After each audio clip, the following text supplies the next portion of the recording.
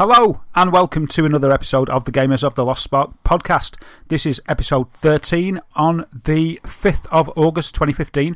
I'm Darren Whittam, and joining me as always is the other Spark on the podcast, the Viceroy of Viva Pinata, Tony Chesson. It's a rare replay, we're here to stay. That song's in my bloody head. Hello, and I promise anyone who's listening I will never sing ever again. Hello chap, how you doing? I'm alright. What have you been up to this week? Anything interesting? Well, I did two things quickly. I did wait up for the midnight unlock of Rare Replay. Hero. It's a Rare Replay. I waited up, so 12:01 it kind of unlocked, and obviously that's a bad thing to do when you have such a wonderful collection, because then you end up staying up until 2 a.m. And this was Tuesday that I did this, so I was up at like 2 a.m. and Tuesday, so Wednesday I was a little bit sleepy. Oh, I bet you was. Was it pre-installed? So as soon as it unlocked, you had the whole lot? It didn't start downloading Perfect Dark and things like that? No, the wonderful thing about the kind of Xbox download and also the PlayStation download is it's all there. It's just sitting there, waiting to go. It's all installed, the update's there, and it just says, 12:01, and then it says to play on the date, and then I just sat there watching that screen. I'm so sad. I sat there watching that screen for like about 3 minutes, and then that just turned into a button that said play, and then you just clicked on it, started, and then I got the gorgeous intro that I've butchered twice already on this podcast. And then I got that. So I just was like, "Ooh, I'll have a look at this." I started looking at the features, and I will get more about that a bit later. But then before I knew it, it was 2 o'clock in the morning. So I thought best to go to bed. It's a lot to get through. Absolutely, it felt good. It felt good waiting up. I did feel quite lonely. I was like on Twitter going, "Is anyone there?" And like 1 hour to go, and then I think everyone was asleep. But it was good fun. Excellent. What was the other thing? The other thing was I'm getting ready for Gamescom. So I am off to Gamescom tomorrow incredibly early, which is unfortunate for my poor wife, who is not really a morning person. But we'll be getting up at about 3 o'clock tomorrow, 3:30, and heading to Stansted for an 8 o'clock flight to Gamescom. So then we're going to hit the show floor. Hopefully we'll be there before lunchtime. Wow. And you're suffering for your art, basically, aren't you there? I am indeed. I'm doing this just for the Gamers of Lost Spark listeners. Wow. So I will be tweeting from the Lost Spark Pod account, which is at Lost Spark Pod. I will be tweeting some Gamescom pictures. I'm gonna head straight to the Microsoft booth, have a look around there, head to the Sony booth, and also I've got my eye on that Star Wars booth as well. So I'll be sending some pictures and sending some updates from the show floor. Oh, fantastic! And of course, we'll have a great podcast next week when you can reveal all about what it was like there in Cologne. Oh, absolutely. I can't wait to share. It should be good fun. So this is the first time I've ever been. So I am looking forward to it. I'm looking forward to getting some currywurst, some beer afterwards after a long day. So it should be really good. But what about you, Des? How's your week been? Yeah, it's been all right. Pretty quiet, really. What have I done? I started reading Armada by Ernest Cline, which is his second book since Ready Player One. And it's pretty good. It's pretty good. I've only read about 30 pages or so, 30 to 50 pages. Can't remember exactly how much, but I'm really enjoying it. I was looking at the reviews on Amazon, and a lot of people say, there's a few complaints, but it's basically, look, this isn't Ready Player One 2. This is its own entity. It's its own book, and I really like it. I'm not sort of begrudging that it isn't the same as Ready Player One at all, because, well, for a start, I'm equipped with the knowledge that it isn't a sequel, and I just like it so far. It's great. It seems to be a little bit influenced by Last Starfighter so far, in that awesome. This young kid's he's lost his dad, and he's been digging around in the attic, and he finds his dad's he thinks he's a bit of a nut. This is what I found out so far, because he's basically just written this big journal about a conspiracy theory that's really hinting at all video games and sci-fi films since they started, indicating that we're being trained for military purposes. And it goes into the urban legend of Polybius. Have you heard of the game Polybius? No. Well, there's an urban legend of a game called Polybius. It's an arcade game that was allegedly seen in an arcade in America, and I'll get some more details about this and report on it a bit more next week. And there was just this big urban legend about this game, and when you played it sort of sent you insane. A bit like Catcher in the Rye or something like that, but an arcade version. And there was Men in Black coming at night to sort of download the top scores so they could take it away and find out who was good at it or whatever, or take data away from who'd played it. And there's this big sort of conspiracy thing on the web about it. It's really interesting. And so Polybius, the conspiracy around that exists, and that's slotted into the lore of this book. But as I say, it's early days, and I'll talk a bit more about it next week. But yeah, it's really cool. I like it, and it's got me into it really quickly, the same as Ready Player One did, and it's got that sort of pop culture references thing going on. I couldn't even list how many things it's referenced already. So yeah, I read a bit of that, and what was the other thing I did? I think that might be it, really. Fantastic. So is Armada? It's set near future, I guess. It's sort of present day, really. Oh, okay. If it is near future, it's like very near. It's next year. It's as if he's 19 sort of now. Right. So it's going to be like steeped in kind of 80s, 90s gaming references and things like that. It's totally fantastic. Yeah, because I've got it downloaded on my Kindle. I'm just finishing, which I will do on the plane tomorrow if I don't conk out. I will be finishing the Gary Witter's Abomination, which is just fantastic. So I'm gonna hopefully I'll be reading Abomination on the way out, and then I'll be joining you. I'll be reading Armada on the way back. Yeah, I was going to say, if you've got any steam left in you and you've finished Abomination, get involved with Armada on the way back. I was going to say, if you don't want to play any games, you might have had enough of playing games or queuing for games after Gamescom. I was going to ask you, have you ever been to a convention of this size before? I know you said you've not been to Gamescom before, but have you been to anything like it?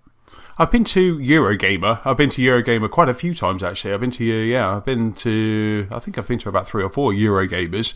And they just they have got bigger and bigger as the years gone on.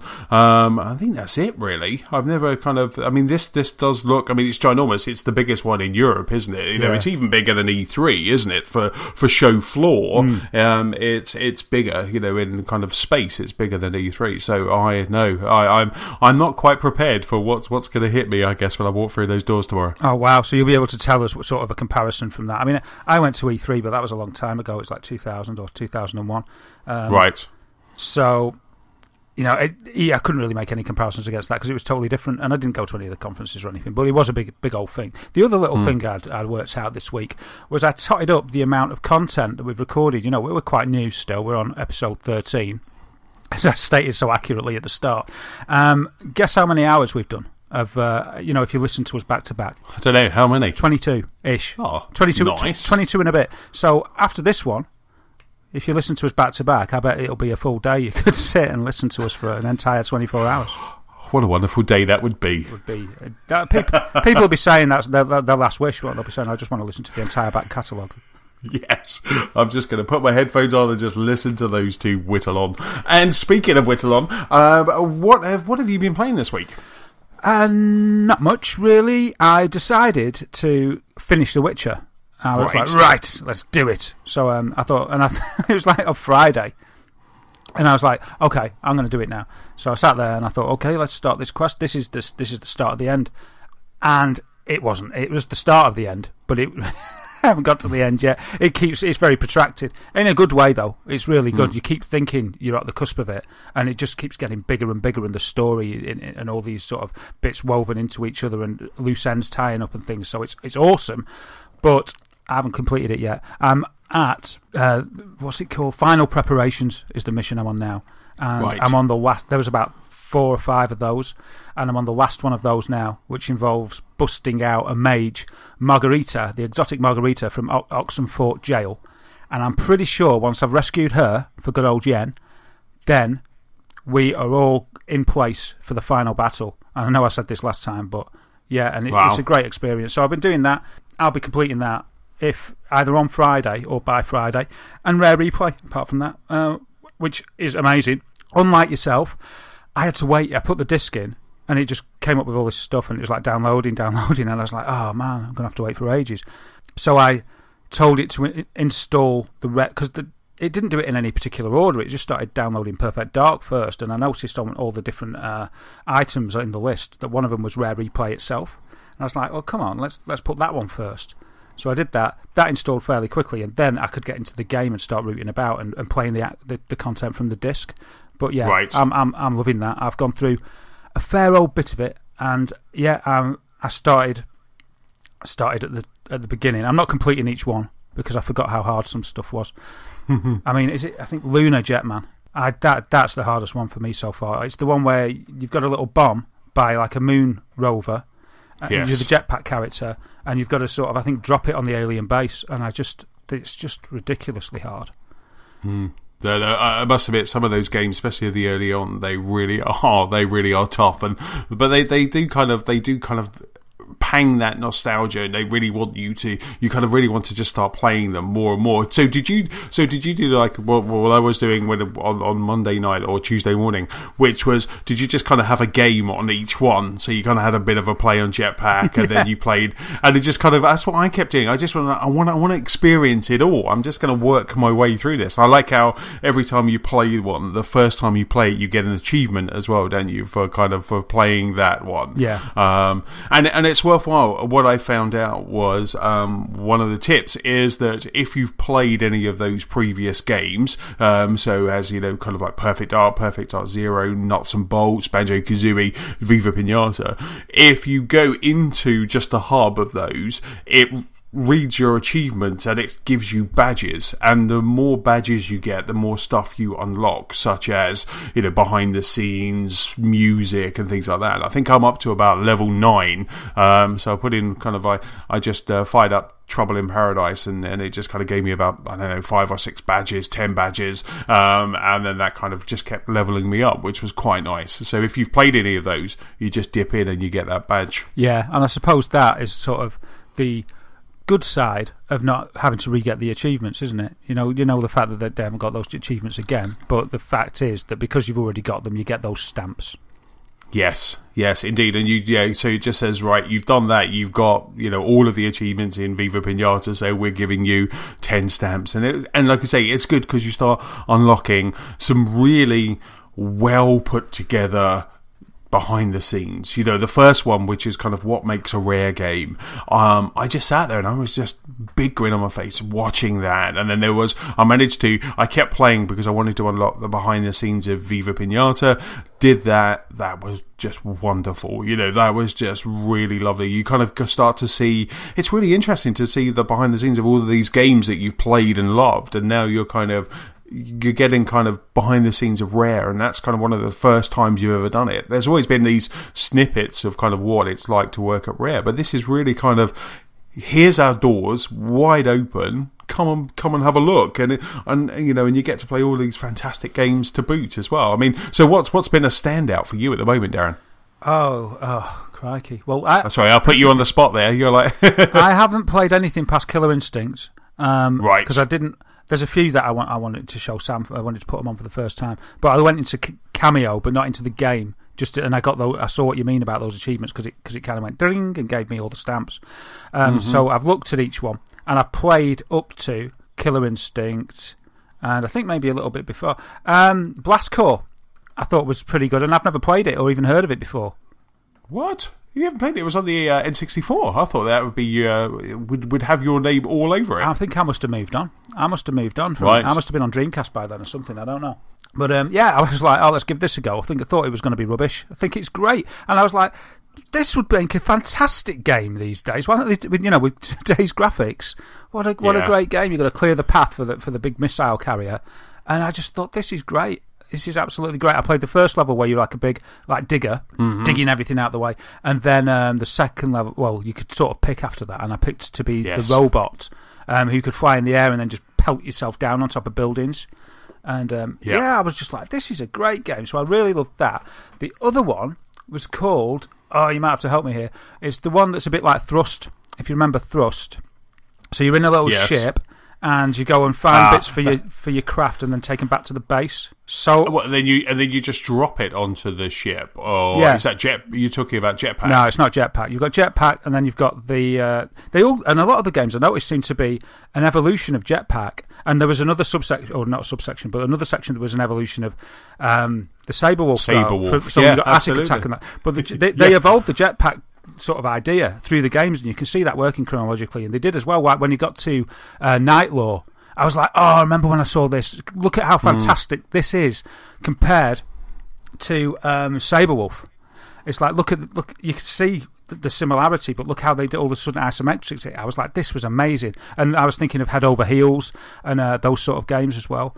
But yeah, what's it called? I'm gonna have to. So are you talking about Solar Jetman? Yeah, I think that'll be it. Yeah. It was a lot more. It was a lot later on than those. I think we were sort of getting to 89 or 1990 for it, and I thought that was fantastic. And it reminded me of a game that I had on the Atari ST called Oids, which was a bit similar to that.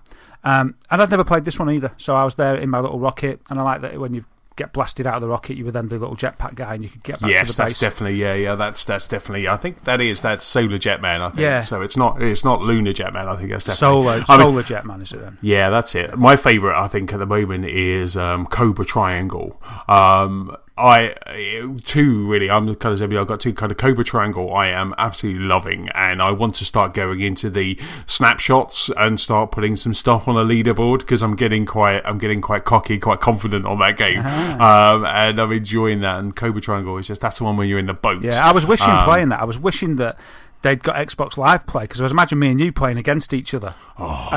Stealing those mines off each other and things. I was like, this is great fun. That's another one I'd never played. I got stuck on defending the humans. I couldn't do that one. That's really hard. I found that when all I was doing was I just stayed still. So the first time I just ended up darting around the first time I tried that, and then they all just disappeared quite quickly. They got stolen. So I just kind of stayed still in the middle and just kept spinning around and shooting, and that kind of seemed to help. But the other one that I was blown away by is Grabbed by the Ghoulies. So Grabbed by the Ghoulies was an original Xbox One title, but whatever they've done in the Rare Replay collection, Grabbed by the Ghoulies looks fantastic. It looks really good, and it plays really well. And I'm really enjoying it. And that was like, I started playing it, and it was kind of when I was bouncing to every single game. And I'm like, no, I'm coming back to this, and I am going to finish this game because it's just really good game. I'm really enjoying it. Yeah, I think it was initially poised for a GameCube release, and then it got moved to Xbox. Right. But yeah, I was watching the beginning of it too, and I thought I didn't load it because, as I say, I didn't play anything past Killer Instinct. But I thought, wow, this does look good, and there's just so much value in it. So much value. It is. It's just a fantastic game. I love what they've done, and and it is so much. It's rare that. It's rare. There's a rare quality about it, because a lot of people would have just thrown together a collection. There would have been a couple of icons on the screen, and that was it, and then you would bounce between them. But Rare Replay just gives you so much more. It's just dripping with quality the moment you go in, and every single game has its own little entrance scene, doesn't it, as well, where different things happen. When you go into Blast Corps, that big explosion goes off, and there's each one has their music, and I just loved it. I just kind of took some time just looking at that, and I really did. I have just kind of spent some time just looking at the menu systems, and there's not many games that you could say that about. And I absolutely love it. I can't wait to just continue playing it. Yeah, absolutely. I mean, as you say, it's a great showcase. It's a great showcase for them that they've been around for so long, and it's sort of at last they've got this opportunity to say, look what we've done. It's sort of not exactly a swan song, but just a triumph for them to bring this out, and it's something that they can look back on with pride. And for us fans, and for us, I don't know if this would work so much for people that weren't around back in the day, but for us guys that saw the games the first time round, to see them all just in a concise collection like this and be able to scroll through I mean, I know they did many more than just these, but the ones that they've given us, to just go through and see that evolution of not only the technology but also of their ideas and the characters that they've used and the ones that they've stuck with and elaborated on. It's just great. It's a joy to play, and they, like you say, they've all got that rare quality, and you can sort of you get a feel for that, don't you? Even more when you're playing all their games all at once. It's so easy to flip between them as well. It's a fantastic package. Love it. Yeah, no, absolutely. I mean, there's a few games where I'm like, I have no idea what I'm doing. An Attic Attack was one of those. I'm like, I remember playing this on my Spectrum. I'm running around each room. Don't really know what I need to do, so I need to just what I need to do, where on the couple of times that I've played it, I wanted to just experience everything. And now what I need to do is those games like Attic Attack, like Battletoads Arcade, Grab by the Ghoulies, I really want to just spend time playing just those, because I think it's very easy to just go, oh, here's like a little taster menu, I'll have a little bit of that and I'll have a little bit of that.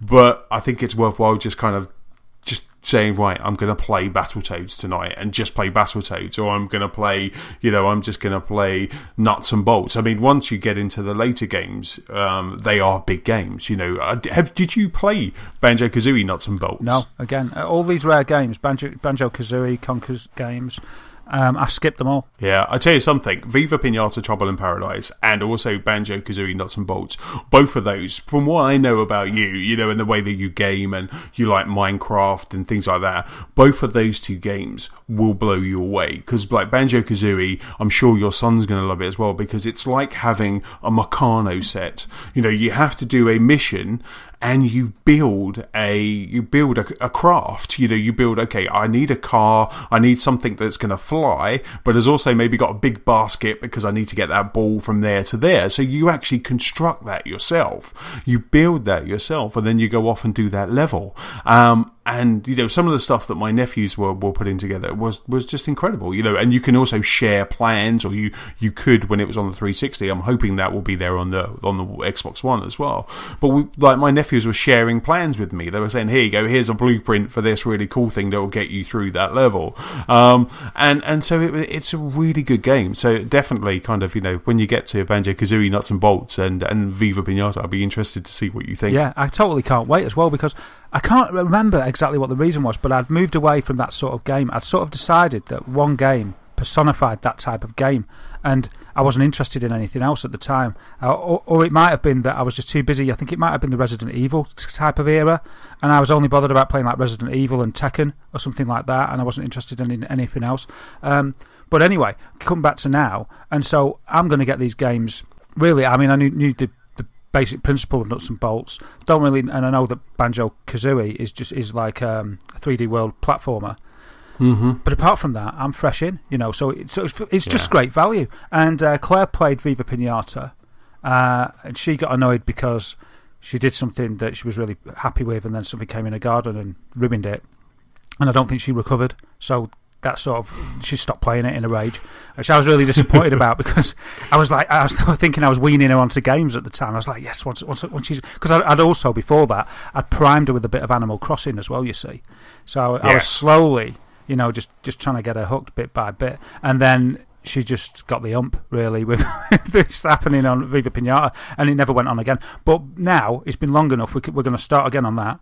Then we're going to play Trouble in Paradise, and I can imagine I'll be eating my sarcastic words about Viva Pinata soon enough, and getting on the Horstachio horse. Absolutely. I mean, like I say, I personally, I would kind of jump to Trouble in Paradise, because that's just. But I think I think you might be right. That maybe playing Viva Pinata first will, and and that guy who is coming into your garden messing up. There's lots of things you can do to stop him from coming in.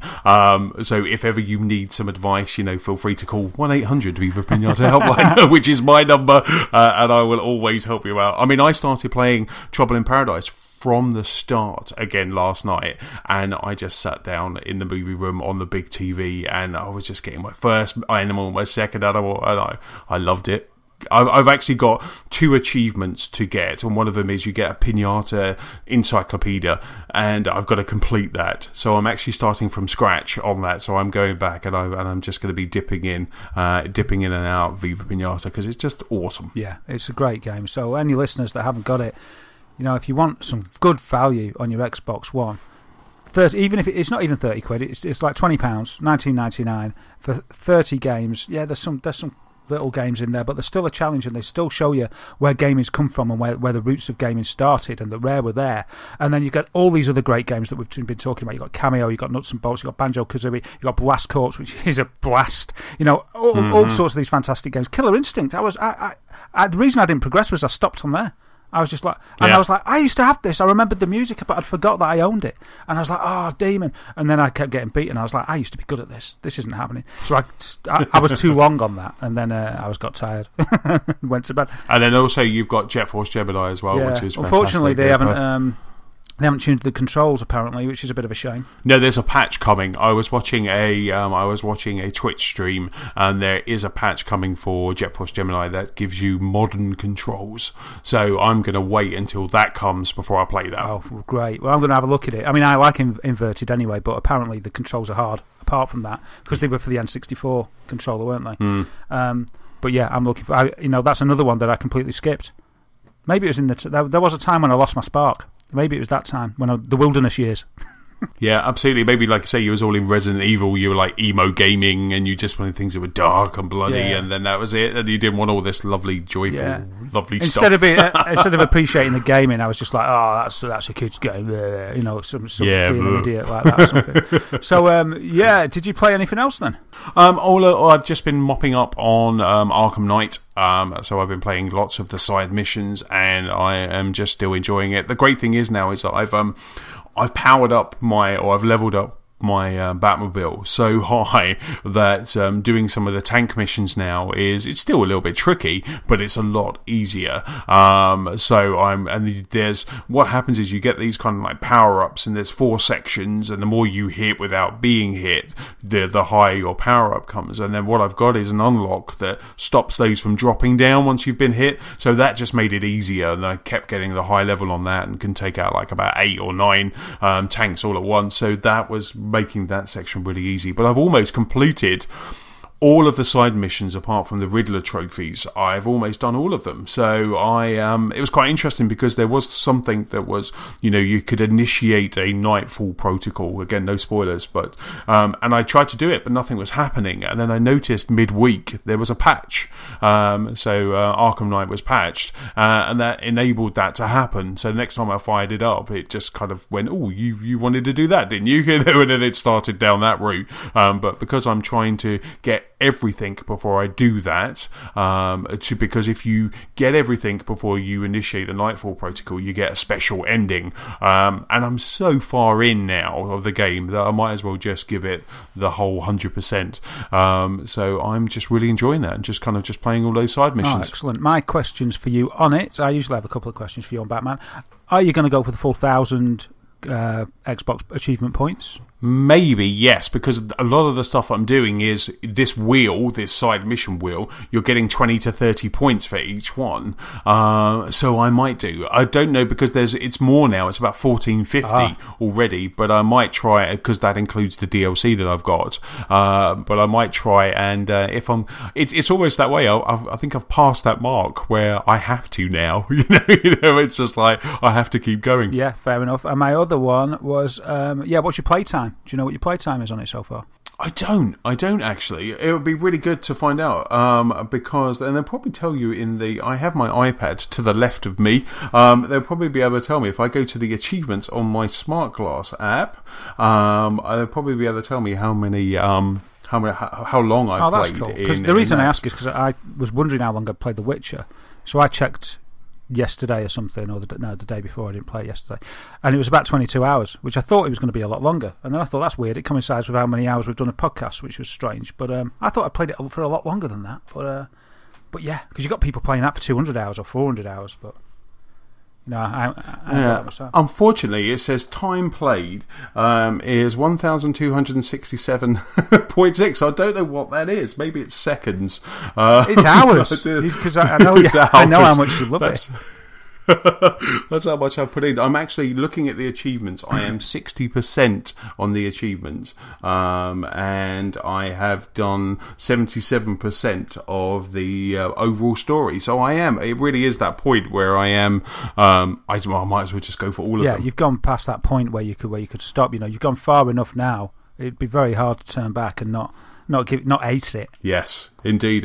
But I did notice on the PlayStation, I think one of the PlayStation blogs, they had that DLC that we were talking about a couple of weeks ago, where you can play as 1989 Batman. I think it's due out today. So I'm going to fire it up and have a look, because I really want to, just because that would be great. That would give me kind of renewed interest that I'm just jumping around as 1989 Batman, and I also have the Batmobile as well. Yeah, I did notice that. I thought you'd like that. That's pretty cool, though. Yes.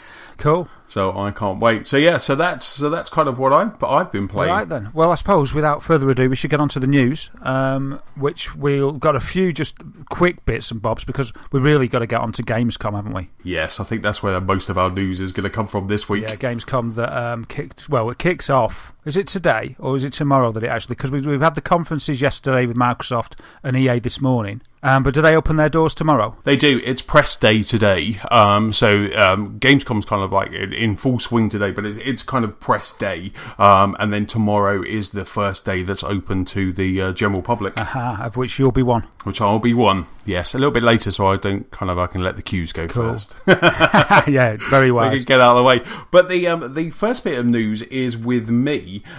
He says still playing with his smart glass app, and I'll stop doing that. So the first piece of news is with me, and that is that Sony announced last week that they're going to allow people in the PS Plus, so PS Plus members, will be able to participate in a vote to play system. So what this means is that every month they're going to say next month's PS Plus games could be one of these 4, and then they'll give all of us the opportunity to vote for what game we would like to be the next month's PS Plus.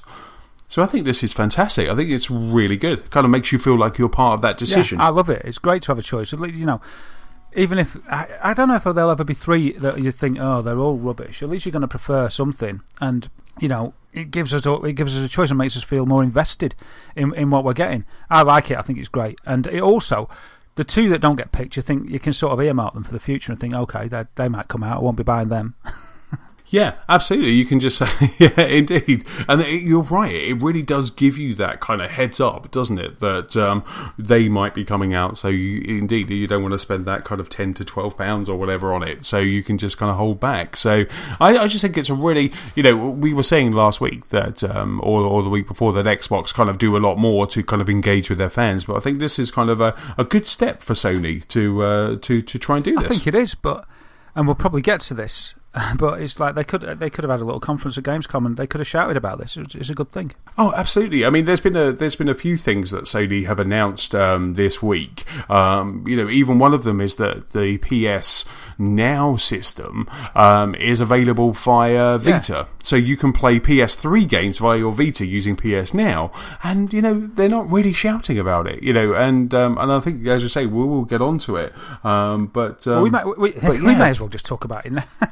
We might as well just continue. I mean, like I say, what Darren and I are kind of talking about is that we're just quite surprised that Sony have not made an effort. They have a booth at Gamescom, but they haven't made any efforts with any announcements, any brand new announcements. They said very early on that they weren't going to do a conference at Gamescom, but it's just all a little bit weird because as we were saying, Gamescom is one of the biggest showcases for games, and they're not there. They're not putting their foot forward. We've had Square Enix, we've had EA, we obviously had Microsoft as well, and there's just nothing coming from Sony. Yeah, I mean, is it sort of an admission that they ran out of steam with both mainly first party releases, after Uncharted got pushed away, or is it just is it because, like we were just saying, I mean, they could have talked about, they could have really got the fanfare behind the vote to play.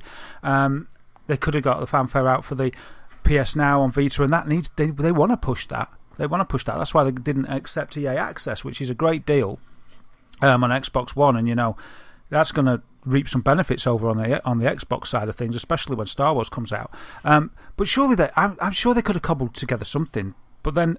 Maybe not, and is this why? Because all of and we've discussed this on previous podcasts, on and off the podcast, Anthony, and it's like, all their E3 was amazing. I remember I was tearing up and everything, and amazed by the cavalcade of gaming fun they were offering us. But when the dust settled, and we've talked about this numerous times, so I won't go on about it too much. But when the dust settled, ultimately, it was all words. There's no real content. There's no exclusivity or an amazing exclusive game. And correct me if I've missed anything, but until Uncharted on PS4, and I'm not even sure what's after that. in the near term. It's all very well them talking about Shenmue 3, Last Guardian, and what's the other? I always forget the third one. Shenmue 3, Last Guardian. Go on, Anthony. Final Fantasy 7. How could I forget that? Favourite game of all time. These are years away. They're years away. It's like me and you talking about we're going to make the. I don't know. We're going to make the 20th Star Wars, or something like that. But just wait, everybody. We're going to make it. We're going to make it, and then we get a big round of applause, and then we sit down afterwards and go, yeah, well, they don't know that it's not going to happen until 2025. We need to make that now. Yeah, exactly. And as you say, Sony have some titles. They've got Tearaway Unfolded. They've got Everybody's Gone to the Rapture is out next week. And no matter what I'm playing, I'm dropping everything to play that game because it just looks incredible. And I've kind of gone dark on that game where I saw the first trailer and I was like, yeah, I'm interested. You've got me on this one. I don't want to know anything more. I don't want to know about it. I just want to put my headphones on and play. So they had stuff. Maybe it wasn't going to be. I mean, the Microsoft event that we'll talk about a bit later, they did go all out. Guns blazing. They have got. They're keeping that analogy going. Both of their holsters, 2015 and 2016, are fully loaded. But Sony could. I mean, Sony's going to do something at Paris Games Week, but up until post E3, when Sony said we're at Paris Games Week, I'd never heard of it before. No, it's like I'd never heard of a Paris Games Week. The only reason that we've heard of it is because they've mentioned it. It was something that nobody really knew about. It didn't really get covered in the press. Why have they picked that? Why couldn't they have? They know when Gamescom is. It's a yearly thing. It's like, it's not E3, but it's a big point on the map for the industry. And Sony just, they've decided, nah, we're not doing it. Could it be sort of a stubborn thing, like, well, we know we can't compare with the AAAs because we have got announcements, but they're not going to hold a candle to the announcements that the exclusive announcements for Xbox One. So it's like, well, we can't have it our way. We just won't go. Do you know what I mean? Stamping their foot, sort of thing. Yes. Yeah. No. Maybe. I mean, it is. I mean, in their release schedule this year, you have just got Tearaway, Uncharted Collection. Everybody's Gone to the Rapture. I say just in very kind of light terms because each one of those games are fantastic. But that's it. They're relying a lot on those third parties. They're relying a lot on Need for Speed, Star Wars, Call of Duty. They put a lot of money in, and I do think that it must have been the Uncharted 4 or some game that we don't even know about slipped in its production, because for Sony in year 2 or is this year 2? Is this the second kind of Christmas of PlayStation 4? I guess it is, isn't it?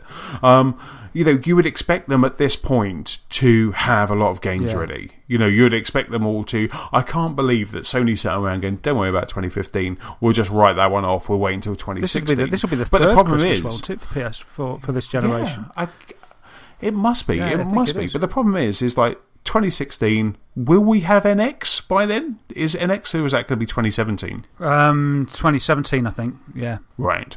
So next year again, we're going to have Sony, Microsoft, and Microsoft have already said, they've got one of the best lineups I've ever seen for this year. Best Xbox games lineup ever, they say, don't they?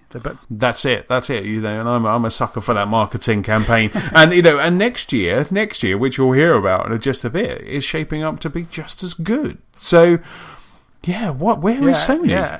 Where is Sony? And Nintendo, you don't get off either. Where are you? I suppose they got an excuse because NX is coming. But Wii U's been desolate, and it's just pitiful, really. I know they've got problems and everything with. This isn't to do with Iwata and stuff. This is things that they should have had on the map, for a long time. So yeah, Nintendo's notable by its absence, but really they sort of get a little bit of a pass. Sony and Microsoft have always been head to head, and us as gamers, we've always been able to rely on their competition against each other to bring us. This is what it's about. Sony not turning up, as well as it disappointing us. Because they're not there. Why does it disappoint us? It disappoints us because we want brilliant games. We want to be surprised and amazed with what they've got up their sleeves, because us Sparks, we don't like to see it as a war or anything because we want to be positive. But the competition's there, and the competition brings out innovation and it brings out amazing games, which makes me and you happy. And them not being there means that Microsoft have got they've got carte blanche to kind of say what they want, and luckily for us, that what they're saying is music to our ears. It's fantastic what they've said. But what if Sony was equaling that? That'd be 100% more good stuff. But at the moment, we've just got Microsoft coming out with the good stuff. Sony's promising the world, but who knows when that's going to be? And it's kind of, you can see it, that it was just like, oh, we've got nothing else, so we can't deliver them anything, so we'll promise them the stuff that they want, and that will shut them up because that's what they've always wanted. But it will be ages before they realise that they're not going to see any of this for ages. I mean, that sort of ammunition that they've used, we're going to be probably hearing that now, or pestering them for E3s. For how many E3s will it be? 3 or 4? Who knows? Yeah.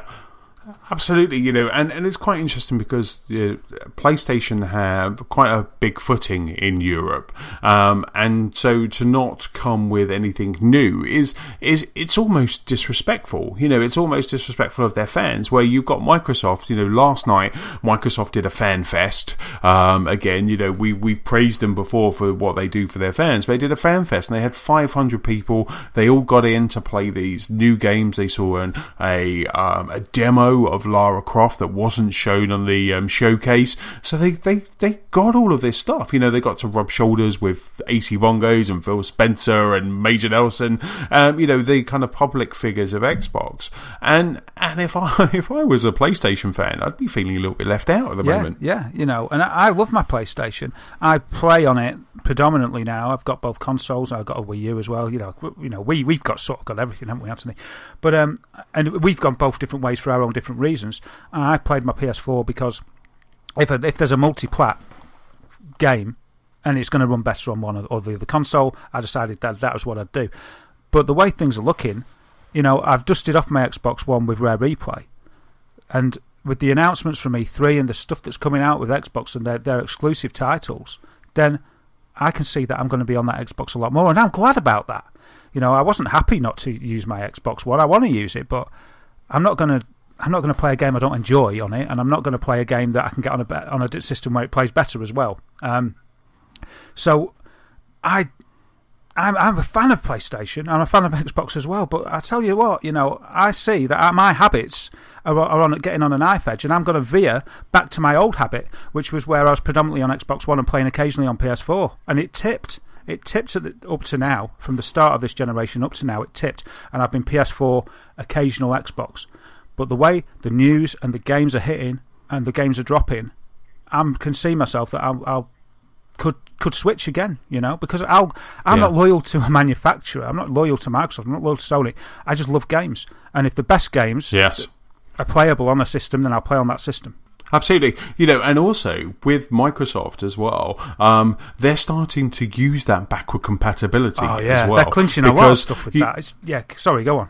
Exactly. No, I was just going to say, if you buy Gears of War Ultimate Edition, you unlock Gears 2, Gears 3, and Gears Judgment in backward compatibility titles. So you buy Gears Ultimate Edition, which is, I don't know, £30 or something like that, and you get 5 games.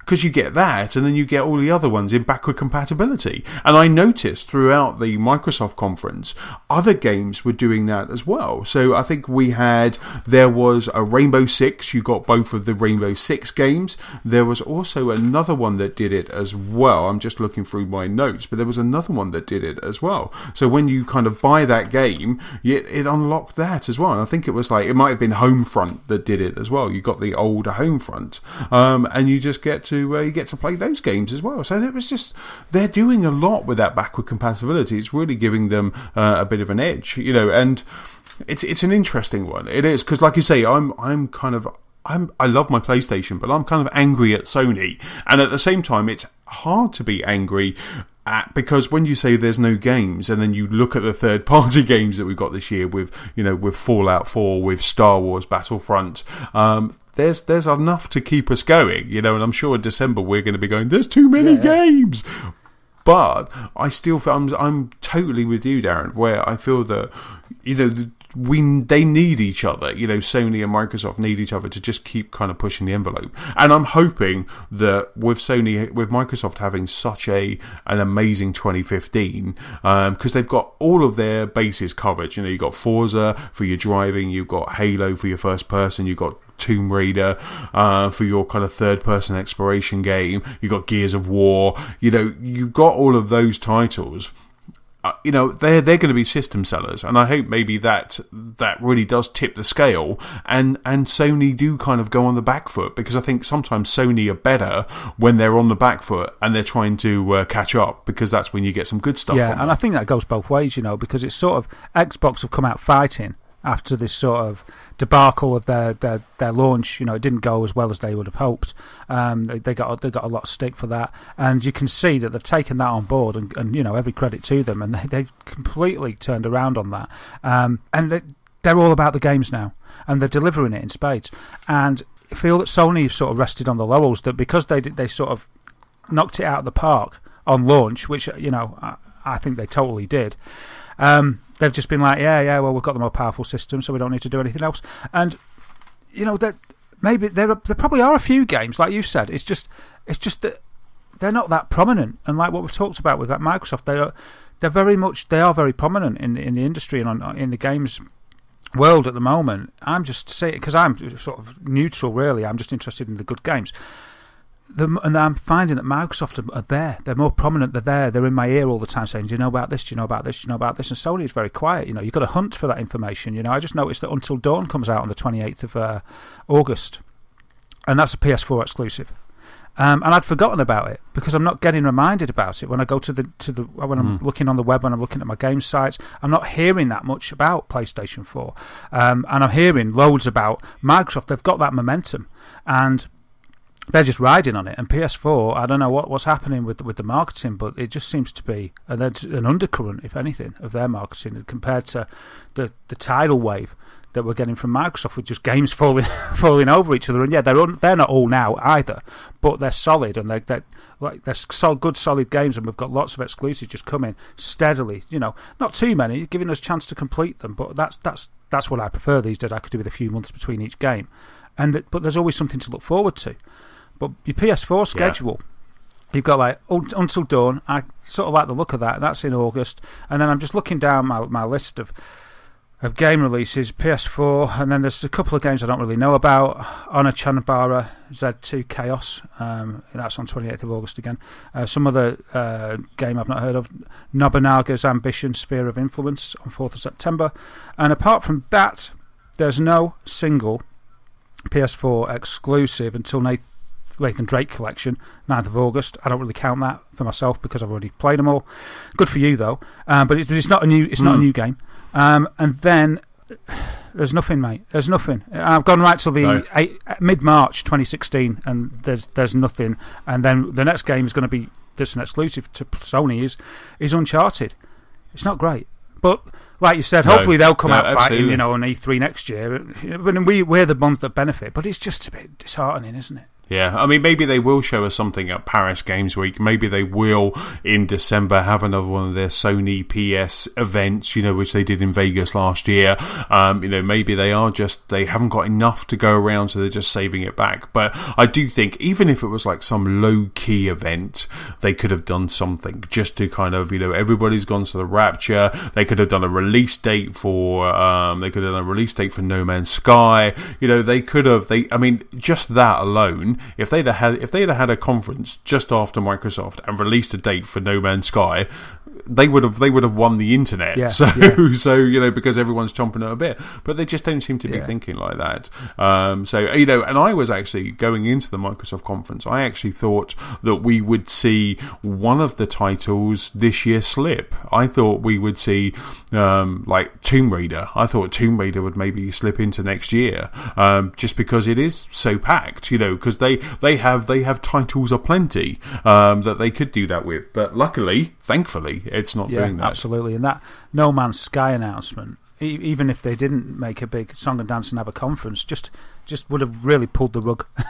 But it didn't happen, did it? So we'll see. I mean, maybe, like you say, they'll come out fighting in October at Paris Games Week, and they'll say, maybe they'll give us some No Man's Sky. Maybe, because it's getting near to that rush time, and they haven't got many games, so maybe they'll do a discount on the console. Yeah, maybe, like I say, if 2015, if Xbox really does catch up in 2015 and 2015 becomes the year of the Xbox, maybe 2016 before Nathan Drake, it does start, they start bringing that price down or something like that, because they'll be less cocky, so they'll have to do it. So it'll be interesting. I definitely think it's going to be an interesting one to watch when Microsoft, they start moving, because Microsoft, as you say, are very vocal. So if they start moving a shed load of units, they're going to let everybody know about it quite quickly. Yeah, so they have been, Microsoft have been just recently. Yeah, they really have. They are catching up. But yeah, just thinking about cycles, it's like, PS2 won in its day, and then they messed up with PS3. Absolutely. PS3, they came out when you're going to need two. Yeah, do you remember that announcement of the price after 360 had been announced? And then it was like, 360 was like the right price, and they were like, I forget the dollar amount. Was it like $600, $700 or something? Was it $800? It was quite expensive. I got mine from the US, and it was quite expensive to ship as well. And it was just like, I remember spending a lot of money. So a hush in the room as that was announced, and then they've fixed these. Issues like that it was hard to develop for and all that as well, and that's all been fixed with PS4, so then they just need to work on the games. And like 361 for the opposite of the reasons we just mentioned with PS3, and beloved to millions including myself and yourself, and then they sort of fluffed it with Xbox One, but now it seems that they're able to turn it around within the lifetime of a generation, even early on, because of the ability to correct firmware and things like that. The internet's a blessed thing. Yeah, it's really. I mean, it's really interesting actually, because I was in a meeting on Tuesday, and I was yawning at the start of the meeting, and someone was like, "Oh, what's up with you at late night?" And I said, "Yes, I was actually playing Rare Replay, and I was talking about kind of what I did." And someone went, "Oh, Rare? You mean Rare from old Rare?" And I said, "Yeah, they're out on Xbox One." And this guy went, "Oh, that sounds really good." He went, yeah, but you have to have your console connected all the time, and it's not very good, is it?" And then I spent 10 minutes of this meeting with lots of people eye rolling, explaining how that decision was backed out it was quite really quickly. Yeah. So the decision has stayed still. There's still the stigma of that one decision, but what people haven't heard since is that that's not the case. And I was just really surprised, even like 2 years later, somebody who thought, I'm thinking about buying a console, but I didn't like the Xbox because you've got to have it online all the time and it's all digital. And I was like, you've got it totally wrong. So he's like, all right, I'm going to go out and buy Rare Replay this week. So he was just like, I kind of set him on the right path, and he's now off for 2 weeks and he's going to get an Xbox One and Rare Replay. And I was just really, really surprised that that fluff is still hanging around. No matter how good the games are, no matter how much Xbox try, if you're a casual gamer that just kind of dips in and out of gaming, you heard that once, you saw it on a BBC website or on the front cover of the Metro, and that stuck with you just forever. Shows that the damage was catastrophic, and you see Microsoft are a powerhouse. They're so cash rich, they put everything into the launch, and it went like wildfire. Unfortunately, it was the wrong message, and the correction of the message didn't filter through the channels quite as well. But you did your bit. I could just imagine. Did you get up? I bet you had a pre-planned presentation for this, and you stepped up. And, absolutely! I fired up PowerPoint. Let's start with the release of Xbox One. Everybody. Yeah. This is me on release day. There's a console for me and my wife. We got two there. I wouldn't have been eye rolling. I'd have loved that, and you would. And I bet you stopped yawning once you started talking about that as well. I really did. We had like 10 minutes on what Xbox has done to kind of repair that damage since then, and the good stuff that you can get onto, that you can get now that you're kind of on the Xbox. So it was an interesting one. But the good thing was you're welcome, Microsoft, because he did go out and buy one after that, which was really cool. And with that, I guess that's a really kind of nice way to just transition Xbox at Gamescom. So when was it? It was Tuesday, wasn't it? So it was Rare Replay Day. It was Tuesday at 3 o'clock in the UK, even earlier if you were over there on stateside. So Xbox had a Gamescom conference. They seem to have a lot of people in an arena, in a theatre, and they kicked off with their E3 montage. So they kind of they reused that again, which was good, and that's all the games that are coming in 2015. And they were pretty much, and then out came Phil Spencer, and they were pretty much kind of, that's 2015, that's what you're getting this year, but let's talk about 2016. And they started with a game that I know, Darren, both you and I are very interested in, and that's Quantum Break. Yeah, I really like the look of Quantum Break. It's been, that was shown on the launch, wasn't it? I remember seeing Quantum Break and thinking, wow. And this is getting, you might be able to help me here, right? I've been going crazy with this, but I'm sure I played a demo for it. Was there a demo for it when it first came out? No, you never have. No, there's never been a demo. Are you thinking Alan Wake? Was there an Alan Wake Xbox One demo? I thought I played something that was like Quantum Break, and there was a demo, and you sort of... were you asleep at that time, I'm sure Darren? I played it, and you had a long coat on, and you shimmied down some... I'm sure there was a shifty demo for it. You shimmied down some drain pipe or some ladder, and then I'm sure you stopped time and had a fight on a bridge with taxis and stuff getting frozen. No, that was a demo that they showed at Gamescom. And I'm imagining that I played the demo. Oh no, you are, you are like. But the thing is it actually looks a lot different. So you're imagining the demo you kind of, and I'm doing air bunnies here. Play. It's when the boat crashed into the bridge. So. Yeah, so that was just a demo. That I wished you were probably too close. You were too close to your TV at that point. I shouldn't have had those mushrooms with my dinner. Yeah, you're right up against that projector with a controller in your hand. I'm playing it. Leave me alone. I'm playing it. That's so cute. So Remedy, they kind of came out with Quantum Break. Great thing about Quantum Break is that it's going to have live action show kind of intermingled. Now I kind of think, and you can correct me if I'm wrong, but I kind of think this is all on the disc. The live action show is on the disc, so I think it's not kind of via Xbox TV or whatever. I think this is kind of already packaged up, and this was a bit worrying because I've seen things like this before, or full motion video, and they're always kind of starring some dodgy actors. But they came out, Remedy announced that we've got Aidan Glenn, who is Littlefinger from Game of Thrones, is in it, and also Sean Ashmore, who is he was Jimmy Olsen, and also he was Iceman as well in X-Men. So they're both starring in it. And from the new look, Quantum Break, it looked fantastic. This whole kind of pausing of time mechanic looked amazing, and I just think that the transition between the game and the TV show isn't going to be that jarring because it does look incredibly close, I think. Yeah, it does, and maybe they did say it was on the disc, so maybe you're getting the pilot on the disc. I don't know how they're going to do it. And maybe, they could give you a code for Netflix or something like that, and so you can get that through Netflix if you buy the game. I don't know how they're going to do it. Yeah, don't forget, on your Xbox dashboard, you do have Xbox TV on Xbox, so they could just do it via there, which is similar to what they did with Halo. As well, yeah. So they did that through the Halo Waypoint app as well, didn't they? With the Fall of Halo, Fall of Reach, or whatever that TV show was, and I just think it's going to be a bit like that, but it just looks incredibly promising. And the great thing about it was that they announced the release date, which was the 5th of April, 2016. So we're getting a whole flurry of games at Christmas, and then April, we're getting this. Yeah. So you've got you got to finish up that Fallout before this comes out. Man, yeah, I know. And with 400 hours to see everything in Fallout, that could be quite difficult. You just put me in mind of the old the Wii TV that they shut the door on the other week.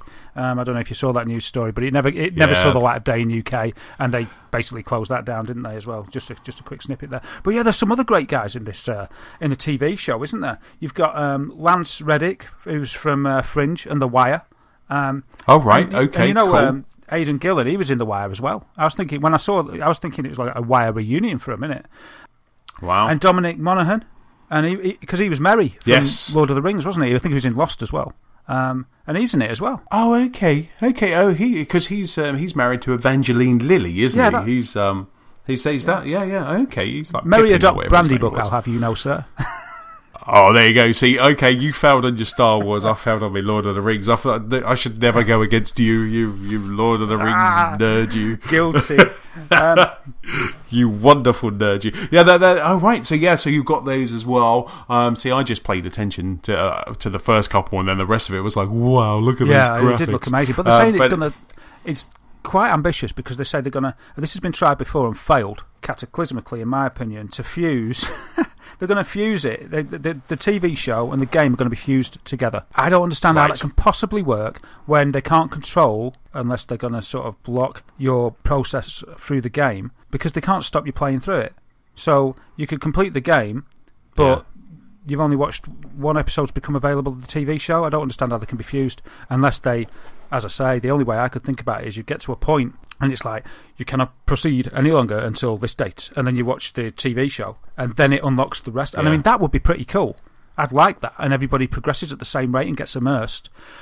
But unless they did that, I don't see how they can fuse together unless it's just a one-off episode. Yeah, I mean, unless they put 5 or 6 episodes on the disc, and that's what they're doing, and that's why because if you think about it, it was supposed to come out this year, so maybe that the whole kind of 26 pushback is just because, I mean, the game looks like it's had a bit of polish, and they really do need to make sure that this is, because this could be huge. This could span multiple seasons. It could be a really big franchise for them. But it was running lovely. I mean, there were a couple of games on show throughout the showcase that were looking a little bit rough, but this one looked stunning. It was a cover-based shooter for part of it. I really liked it. I do like Remedy, so it will be interesting. I can't wait to get hold of this one. I thought it looked a little bit too much like Max Payne for my liking. I was like, bullet time again. They're trying to do it in a different way. So I'm going to reserve my judgment. I hope it's good. But I'm sort of like, I think it just might be another trying to be Max Payne, and for me, Max Payne wasn't that great either. So we'll see. So for you, that gets a wait and see. I don't mind. So for me, it gets a pre-order, and for you, it gets a wait and see. Well, that's what we do. We'll keep doing this. This is good. So the next one is Crackdown 3, and all I needed was that agility orb sound. And I was just like, that's all I needed. So Crackdown 3. We got some gameplay. So we got some gameplay, very early pre-alpha footage of Crackdown 3. Yeah, it looked amazing. Again, it's like what we said at E3, wasn't it? It's like, looked amazing is always the staple now. That's just the gun. But we had, with the power of the cloud, I said in my best Microsoft voice, we had fully destructible environments. And boy, they and it worked. It was the first pre-alpha footage shown, wasn't it? 100% destructible environments.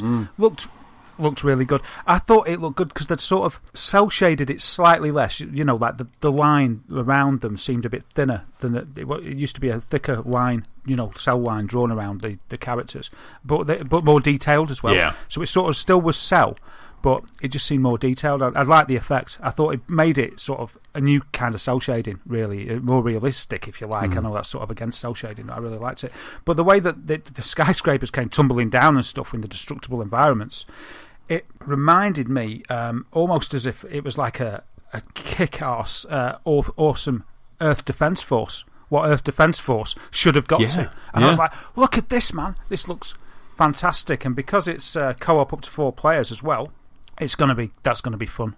That's going to be so much fun. Absolutely. I mean, there was that bit at the end, wasn't there, when they kind of pulled out of the city and there was like red and blue dots all kind of interconnecting across the open world. So whether that was your network or your influence as you're playing, there was just so much goodness in that trailer. It was really, I really enjoyed that. And it, like I say, the kind of lighter cell shading, but still there, just looked fantastic. And I did notice when they were flicking through the end, like coming 2016 and all of that Sumo Digital is also part of the development team as well. Cool. So they normally do like driving things, don't they? Sumo Digital. They're kind of a driving studio. So maybe they're kind of, because in Crackdown 2 you got that car, so you're driving around in the car. So maybe Sumo Digital are on board just to hone those mechanics. Role in getting the cars and the action just right, and that would be fantastic. Yeah. Did you see the tagline at the end?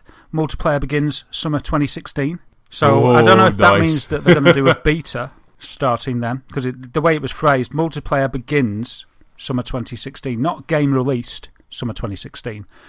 Multiplayer begins, so I'm thinking there might be a beta either for everybody or maybe just the chosen few. Absolutely. I mean, I do with Crackdown. If it's anything like Crackdown 1 and Crackdown 2, which was pretty much like 1 anyway, it's one of those games where I'd love to just kind of play a bit of solo to start off with, build up my character, collect a lot of agility orbs, and then go into co-op. I think I played it co-op with Nicola actually, both of those games, because I think 1 you had to stick quite close to each other, but 2 I could just go bouncing off, and whenever with 2 they had kind of Xbox Live orbs as well, so you had to be connected to someone on Xbox Live, and then I would just kind of shout to her and she would come and jump to where I was and vice versa, and it was just great fun. So if we can have up to 4 people or even more, that sounds like it's going to be a ton of fun next year. One to watch, definitely. Indeed. And then up after that was Scalebound. So we had up comes Scalebound. So all we'd seen before for that was a CGI trailer, wasn't it, of a kind of a dude putting on some Beats headphones and a dragon, and that's all we'd seen. But what we got was some pre-alpha. Again, we got some more gameplay footage of an upcoming 2016 game, and we got some gameplay of a pre-alpha of talking Scalebound. Of dudes, I think the guy that came out, Hideki Kamiya from Platinum Games, he looked like a dude. He was a dude on his own, just introducing it. He really was. So I just thought, wow. I just did think that. I thought, what a dude. I know the dude on the Dragons looks like a dude, but his voice annoys me a little bit. But yeah, for me, this looks, so far, we've talked about Quantum Break and Crackdown. For me, this beats them. This is so far the best game that I've seen of the show. Really like the look of it. 4-player co-op is going to be included in it as well. Yes. And yeah, it just looked good. It wasn't what I expected. I wasn't expecting it to be an RPG. I was expecting it to be, because it's from Platinum Games as well, I was expecting it to be, I mean, it does seem that the fighting is kind of arcadey, but it's definitely an RPG with the experience points and the hit points. I was expecting it to be much more Bayonetta-ish, if you know what I mean. But it's certainly, you're looking at it and you can see that it's definitely an RPG. Makes me slightly worried, but I'm going to trust them, because I trust the pedigree of Platinum Games. And I was thinking about the title, and did you notice he had scales on his right arm? I did. I was just about to say that. Yeah, no, his right arm seemed to be a bit messed up, didn't it? He kind of had it was almost a dragon-esque hand as totally. well. I was thinking, these scales, is that how you get bound to the dragon? Hence the name, Scalebound. Oh, maybe. Yeah, because you could direct the dragon during the fight, and we saw kind of a vertical slice of the gameplay. And I do know that over on IGN, where their Scalebound is their IGN first this month, they have an 8-minute demo of the kind of demo that we saw in the Microsoft conference, and you noticed that his arm glowed, and then he kind of morphed into something, didn't he? He's almost had scales all over him, and it was almost like a suit of armor when he kind of really went into that boss at the end. So that was quite interesting. It certainly was, yeah. So I was thinking there's more to the scales than maybe just an aesthetic on his arm. I think it's going to be probably quite deep into the story, and the guy said they were looking for something as well. They were bound to find something, like the mission, the destiny was to find this object or whatever, and I was thinking maybe that's sort of some kind of scale thing as well. So not only they're bound to each other, him and the dragon or whatever it is with the scales, but also they're bound to go and find this thing which might have something to do with the lore of dragon scales as well. So anyway, I love it. This for me is a pre-order. Yeah, I mean, there were some really good one-liners going between the guy and the dragon.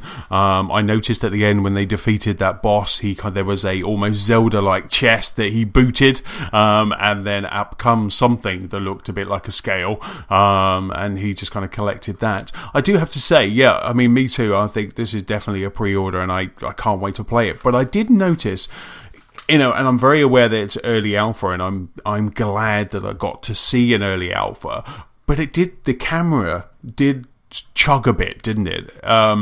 Because I've watched it a couple of times, just worried if it might have been my broadband on, when Microsoft was streaming. But I noticed whenever the camera angle was moving, it seemed to be a bit juddery. And again, this is pre-alpha, and I'm surprised that we got to see it at a bit of a clunky rate. But it was it was a very interesting. I mean, it was quite nice because you went from almost the title menu straight into gameplay, and there wasn't that much difference when it was static. There wasn't that much difference between the comparison between the graphics. It just, when they started moving and there was a lot of characters on screen, it just went a little bit. It did. Blocky, I'm never sure though, when especially when you're watching it live, whether it's just down to compression, and when you're watching it on YouTube, whether it's down to compression. So without actually, seeing it, downloading one and seeing it, you never know. But yeah, I'm inclined to agree. I thought it looked a little bit choppy, but there's a long way to go. They do indeed. They announced that it was going to be holiday 2016, so they still have another year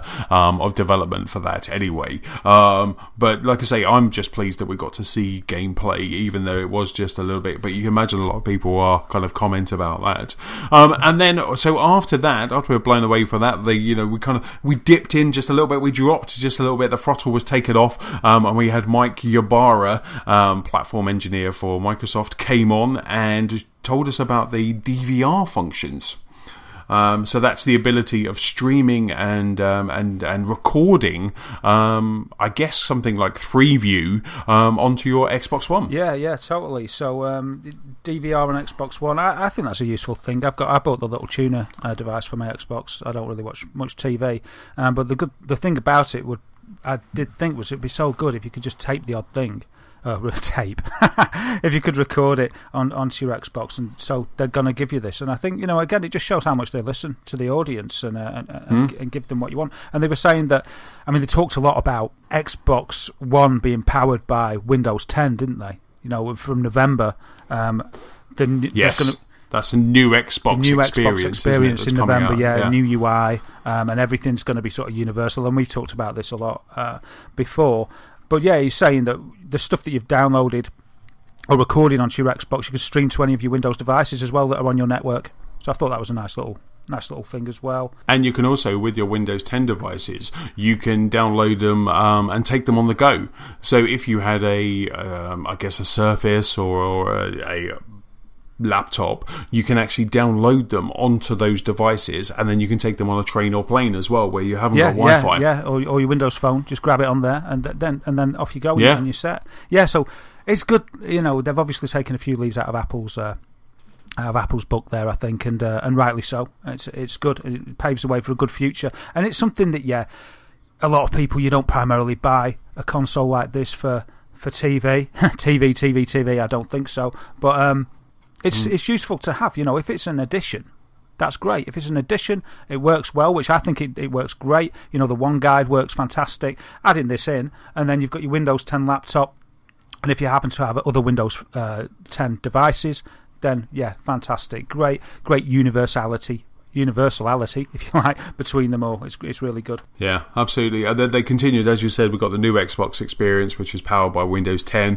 I did read on a follow-up interview after the conference that the preview members are likely to get it in September. Oh, okay. So we're only a month and a bit away from receiving, so whether that's the start of September or the end of September, whichever we get their preview, but they're likely to get it in September. So that's coming out in November, but obviously they want to have a couple of months of the preview members kind of kicking it around to iron it out for bugs before general release. And wasn't it interesting when he was using that the new UI that he was using the pad all the time? He didn't give a voice command once, and they didn't mention Kinect.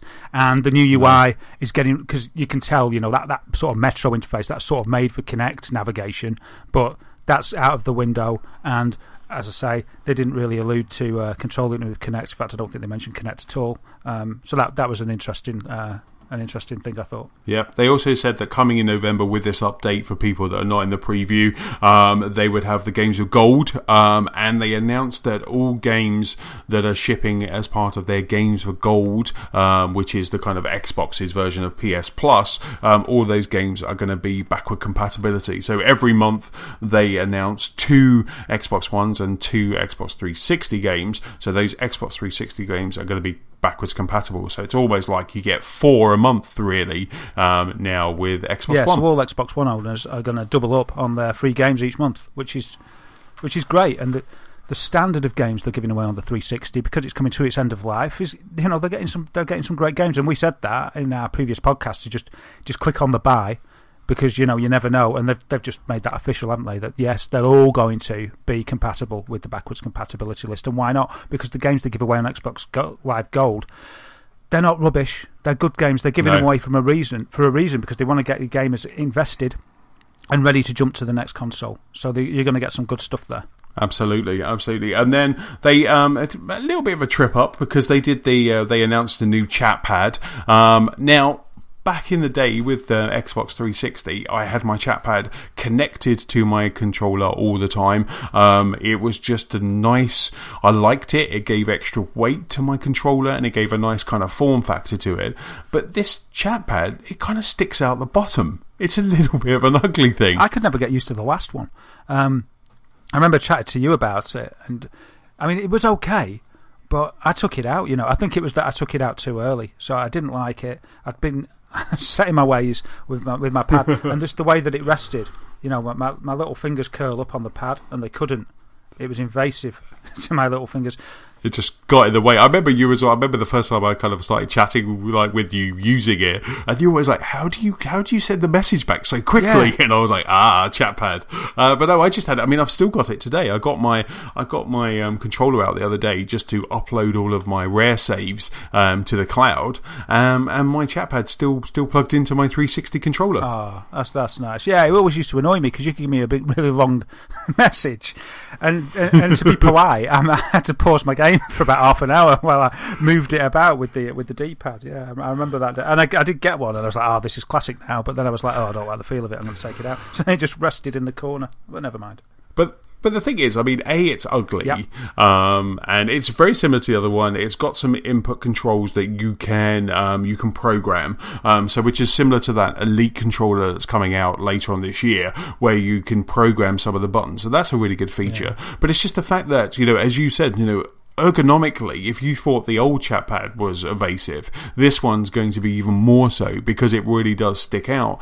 But for me, I mean, I don't need that chat pad anymore because I've always got my iPhone or iPad next to me and I just use Smart Glass. So if you send me a message over Xbox Live, I get a notification on my phone anyway. I just swipe and then I just reply using that. So I really don't need the chat pad anymore. Yeah, that's what I do as well. I mean, I think they'll be pushed to supply a fully featured keyboard in any other way. I think they do.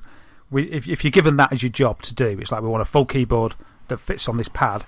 I can't think there'd be much better ways of doing it unless they implemented a smaller sort of touchpad, and then you could, like on the PS4 where you can just use your finger to select the letters on the screen. I think that works like a charm, and you just push it.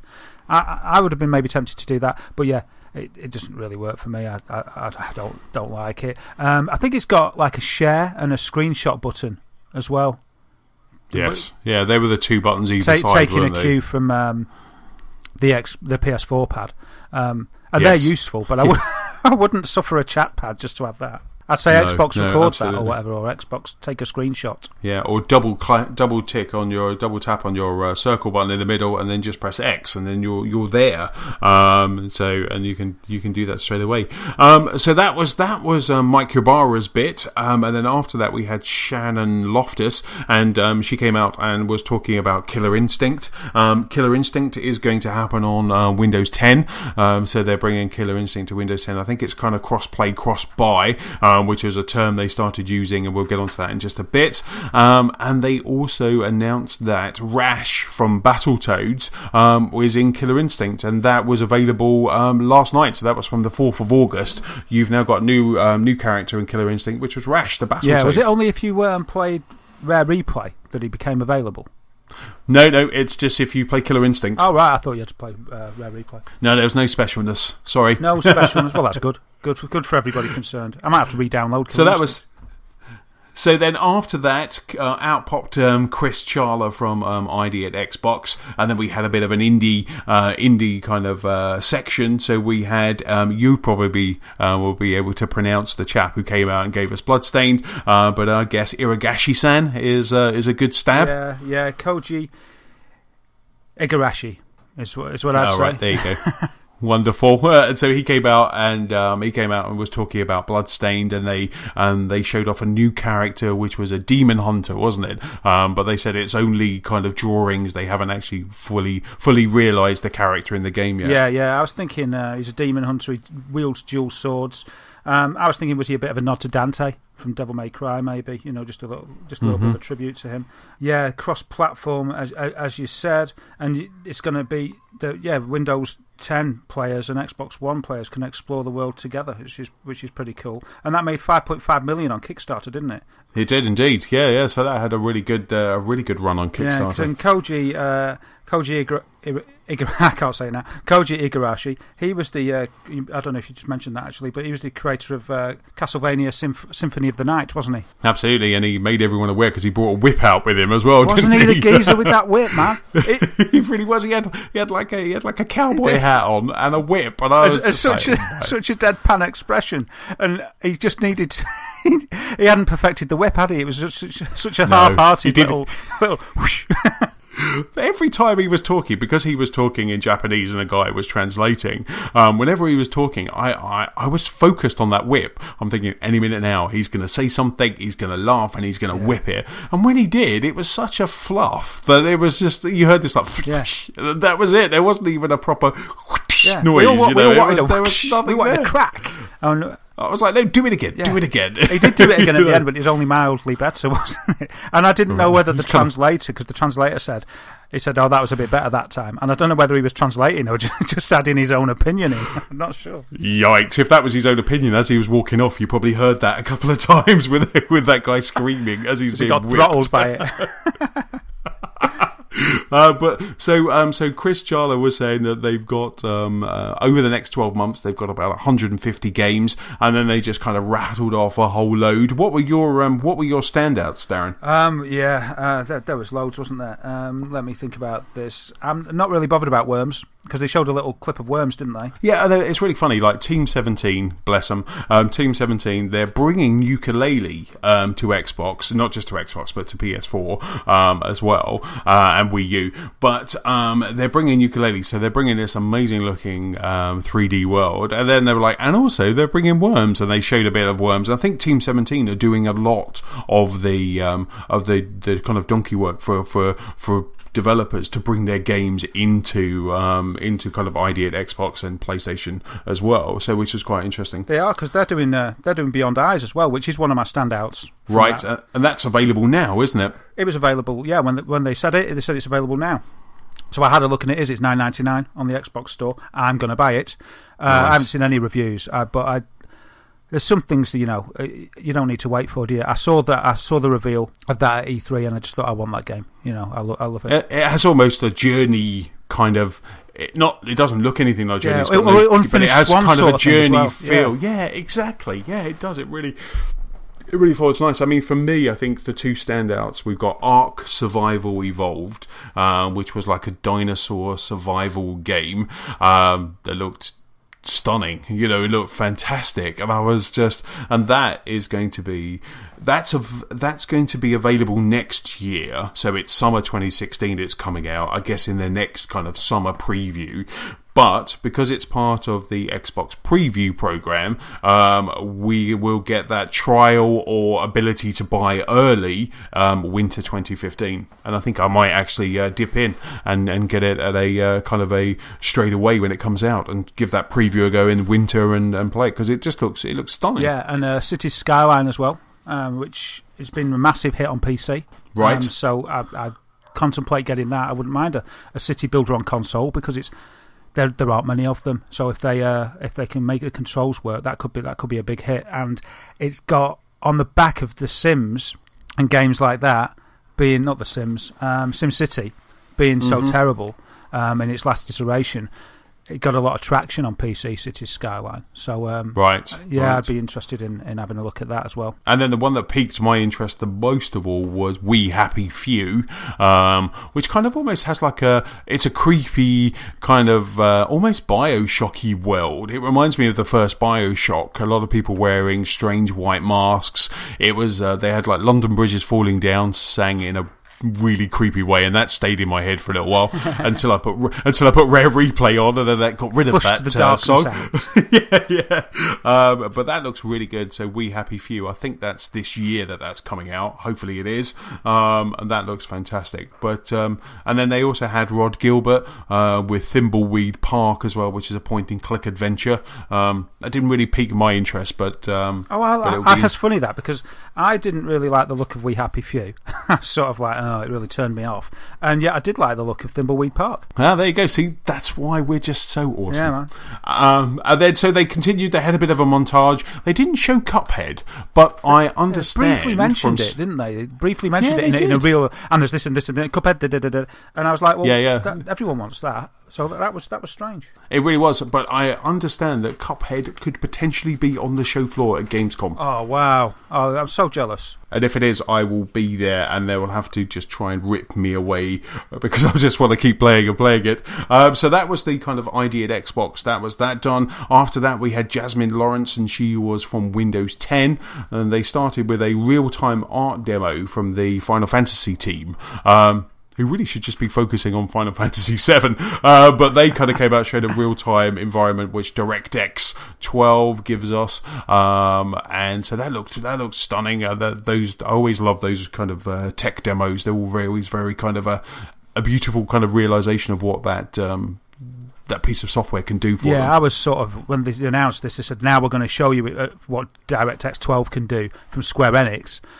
I was just getting ready to see the world implode on my screen, sort of thing, because I remember there was a tech demo a while ago for it was kind of a Final Fantasy-esque one, using, I think, the latest Unreal engine at the time when it had just come out. It might have been Unreal 4, but I was thinking, oh man, what am I going to see here? And I was a little bit underwhelmed because of the pace of it. I mean, I still appreciated it because it was more to demonstrate what it could do, and I appreciate that. But compared to this Final Fantasy type one that I watched in the past, which was all sort of action, because for me, I remember watching demos for all the tech demos I've ever watched for Unreal Engine and things like that. They've always been really action orientated, and so seeing the lady kneeling there, sort of unhappy, I was just sort of expecting all hell to unleash, and it didn't. But yeah, the feathers and around a cloak, the rendering and the hair and the contrast between the hair and the skin and the eyes, it was amazing. I loved it.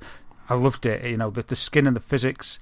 That I was really impressed, and obviously not just Windows 10 is going to benefit, but hopefully Xbox One's going to benefit somewhat from the advent of DX12 as well. Yeah, I kept thinking that they would say, and now Xbox games are powered by this, and it would take any old games and tarp them up or something like that. I was expecting, because they were talking all the time about the closeness between Windows 10 and Xbox One. I was always kind of poised for some kind of big groundbreaking announcement. But I mean, one of the announcements they did say was that Fable and Gigantic will be cross-play and cross-buy. So for you, Darren, with your Windows 10 PC, you'll be able to play Fable Legends, and you'll be able to play Gigantic on either your PC or your Xbox as well. Yeah, that's really good. That, and my current PC is not very good. I was going to let everyone know, actually, like for instance, because mine's only a 486, it's not a 64-bit machine. Even though I bought Minecraft already, because actually that's one of the next things we'll talk about. Mojang came out. They were called Mojang again. Sorry to interrupt you. I've gone off on a complete tangent. We'll get to Mojang in a minute. But yeah, I couldn't install the Minecraft Windows 10 version because it's 64-bit only, which I was a bit sad about. But when I get my Ultra PC that I'm going to get when Vive or Oculus comes out, then I will have it. So sorry, what were you saying there? Sorry to interrupt. No, that's it. I mean, we can easily transition to Yen Borgenstein. I have nailed it. So he came out from Mojang, and they showed a bit of Minecraft Windows 10 beta. They just kind of announced that was going to have an update, and there was going to be some more information on there. Now, Minecraft looks really good.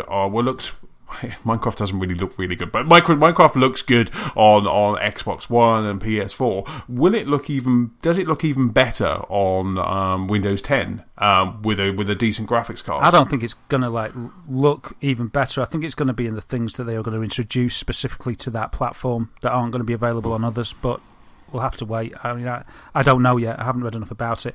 I thought it was interesting that they pronounced it Mojang after Mojang last time. So I think Mojang last time might have been a faux pas. I mean, if you got... No, I'm sure it's Mojang. I mean, I've heard lots of people, and they always say Mojang, so maybe that Mojang was a faux pas, or it was he was from Mojang. Right. I don't know. I don't know. If I see anyone tomorrow, I will go up to them and say, "Well, do you pronounce your bloody name?" Because I'd love to be correct and just know what I'm saying is right instead of having to flip flop between two different ones. And then they showed Cobalt, didn't they? Which is going to be exclusive. Yes. I thought that looked okay. It reminded me of Spelunky in a way, but with a complete chaotic sort of battle mode in it. Yeah, absolutely. I mean, that was for me, that was I'll wait and see. But yeah, no, it did look good, and he was, because it was quite funny, isn't it? Because, Mojang, when he's the lead developer, and when he says, I've also been working on this, instantly your eyes are like, oh, let's have a look what this is, and I guess I'd already set my expectation way too high. So when it came out with this, I was just a little bit kind of, okay. But, I guess it looks fun. I'm sure we're going to find out a lot more about it when it's kind of close to its release date next year. Yeah, it doesn't look like a Minecraft, does it? To me, it's just no. sort of like, yeah, I mean, but how could you top that? But they did, just going back a second, they did also mention that all Xbox accessories from now on will be built for Xbox and Windows 10 together. Which I thought was pretty cool. So they'll all be really universal, good. And that you'll be able to save on one device when it is cross-buy, or well, maybe actually I should say cross-play. I'm not sure if cross-buy necessarily means cross-play as well on everything, but they were saying you'll be able to save on one and play on another. Yeah, no, cross-buy means that if you bought it on one, it's instantly free on the other. But if it's on the other, does that mean? Yeah. Would they go hand in hand? Is what I'm getting at there. You'd think that would mean if it's cross-buy, it means that it's out on both. So would cross-save work straight away, which would mean... cross-save's not the same as cross-play, is it? No. Because cross-play, I mean, if you think about it, every single save, if your Xbox is connected, every save is in the cloud. Like this week, Nicola had a problem with Jurassic Park Lego, so she jumped onto my Xbox. We fired up Jurassic Park on my Xbox, and it just went downloading your saves, downloaded the save, and there it was. So why shouldn't that be just as good on the PC as well? Yeah, absolutely. So, we'll see what happens there. So, I suppose then it went on to Dark Souls 3. Yes. Which, From Software, really cool. Came up, showed Dark Souls 3, and we saw some gameplay footage, which was really cool. There was some gameplay, which I was quite impressed at. It looked very good, didn't it? It did look great. And the boss scale, I thought, was awesome. But then... it's not sort of unreasonable to expect that in a Dark Souls game. The graphics look good. I thought they looked on par with Bloodborne. I didn't think they looked any better. They didn't bowl me over. And I ended up thinking, yeah, it's Dark Souls. That's everything I've seen. I expected, because it's Dark Souls. My sort of takeaway from that was just, guys, please be careful not to milk it. It looks like the combat might be a little bit quicker than the usual Dark Souls, and more akin to Bloodborne. So it looks like they've taken some ideas away from Bloodborne and put it into Dark Souls. I mean, they're virtually the same anyway. But I was just like, I've said it before, I don't want it to become a yearly iteration. I really don't. And I'm just like, yeah. But if they'd just waited an extra year, I'd be more excited. But I was sort of like, big dragon, yeah. Big monster that looks weird, yeah. It's all... that's Dark Souls. It could be any Dark Souls. There's nothing that made me think, oh crikey, this is amazing, this is the second coming of it, or anything like that. There was a bit of hype from there would be obviously saying there's something big going to be announced, regarding Dark Souls 3. Well, there's something big if that is seeing some playable footage of a game that looks like Dark Souls and plays well and looks all right. Then yeah, that's all right. But yeah, I just sort of think it's a bit too much too quick. It really is. I mean, you've said before kind of on the podcast, and I totally agree, that it's kind of almost one of those games that they have a following. They could easily have skipped a year and thought up some cool mechanic or something, and just kind of make people wait and want that, rather than, because if you're playing Dark Souls 2, you then jumped into Bloodborne, and then you finished Bloodborne, and now straight into Dark Souls 3, at some point you're just going to get fatigued by it. Yeah. I mean, it's quite interesting. A few podcasts I've been listening to this week, I've already noticed how some of the podcasters are getting a bit fatigued with open world. They're going, I would really love a linear experience right now. And I'm just thinking, 12 months ago, you were going, I hate linear experiences. We're never happy I want an gamers. open world. But it's just because we're overwhelmed by the choice. So when you say, right, here you go, here's 10 open world games, you suddenly crave a Nathan Drake. You suddenly crave Gears of War or something like that. So, and it was just really interesting to listen to. And I was just like, you don't have to play these games, guys. But, it's interesting that they've come out so soon with Dark Souls 3. And they do have a following, but they could saturate the market with this Dark Souls thing. Don't do a bloody Guitar Hero thing on it. And they could turn the audience off, I love Dark Souls. I didn't play King's Field, but I jumped on board with Demon's Souls, and then Dark Souls and Dark Souls 2, and Bloodborne. And I'll probably get Dark Souls 3. Well, we'll see. I'm not going to say I'm definitely going to get it, because I don't like to be made a mag of, Sam. You know what I mean? No. And I'm starting to feel like that. It's like you said, they like this, right, we'll give them $1 million. It's like when I was little, and I'd I don't know, my mum would make me something for dinner, like, she'd go, we'll try this, and I don't know, she'd get lasagna or something. I'd go, that was alright. Then it'd be lasagna every night. For like the next 2 weeks. And then I got sick of lasagna, and then I didn't want lasagna for like 2 years. And this is what you like, Dark Souls, from Software. Don't make a lasagna out of Dark Souls 3, man.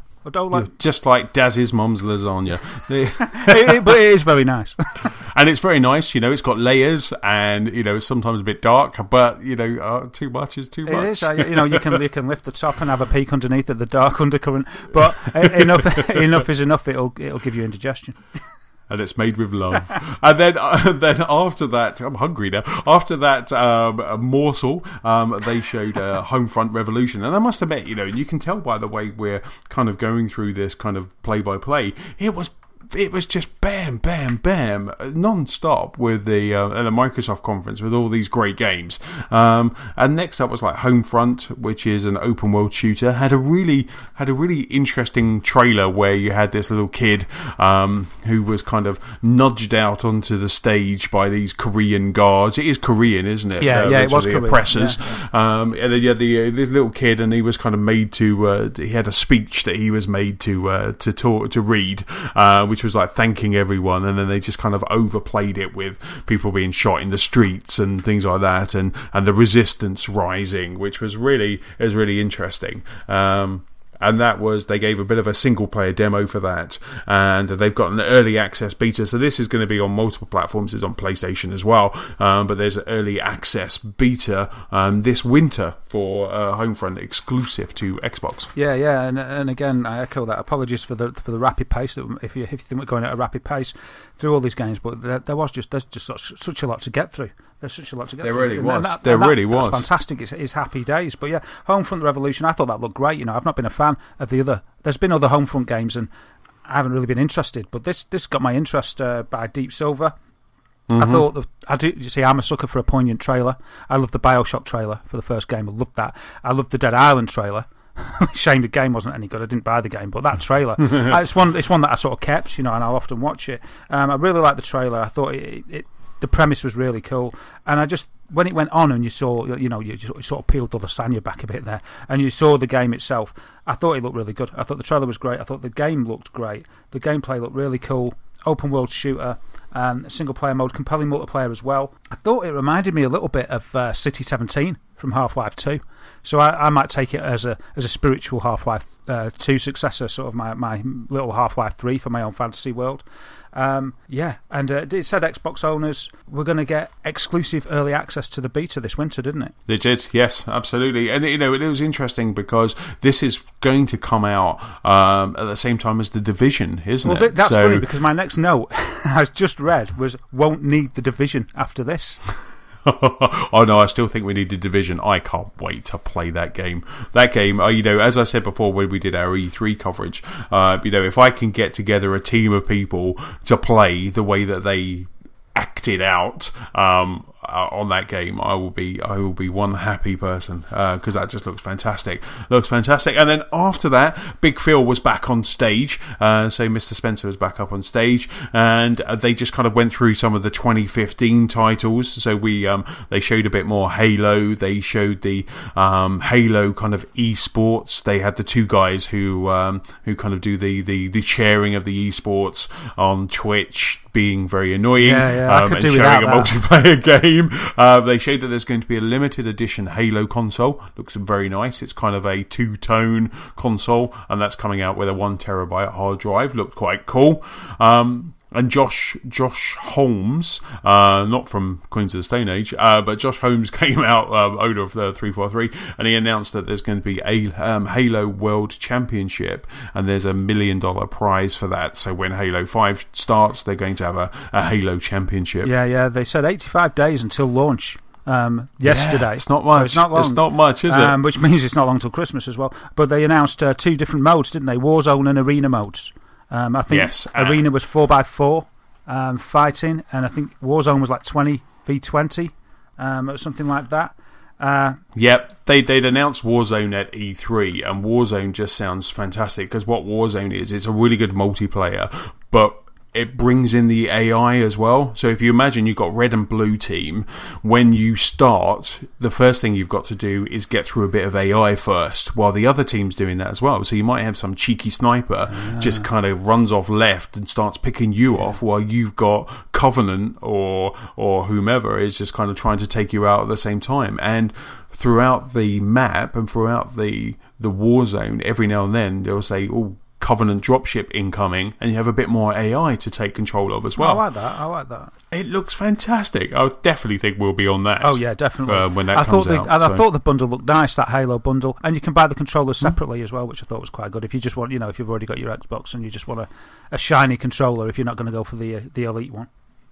Oh, that's nice. That's nice. I didn't know that, but that's really cool, because they are bringing out some really nice controllers, aren't they? And also, speaking of controllers, the PlayStation 20th anniversary controller is also going to be released soon, and that's the one that looks like it's a PlayStation controller that has the same colouring as the original PlayStation. Wow.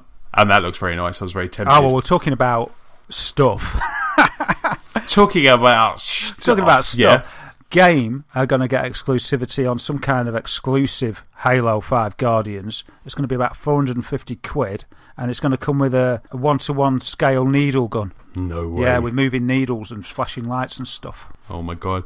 I tell you what, in some ways, I'm glad that my wife is she's the one who has taste in our house, because for me, I would love on a wall. I'd love like a Lancer from Gears of War mounted on the wall in the movie room, and I'd love a needler as well.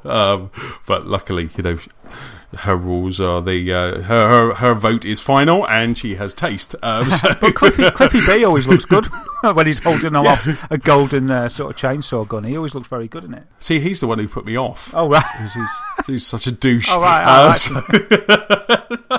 sorry, Cliffy B, if you're listening. And then after that, we had a bit more of the 2015. So we had Just Cause 3. Yeah, that looked great. How can that be free to play, or have they changed that? I mean, it looked amazing. No, it's not free to play. It's a proper game. I read ages ago it was going to be free to play.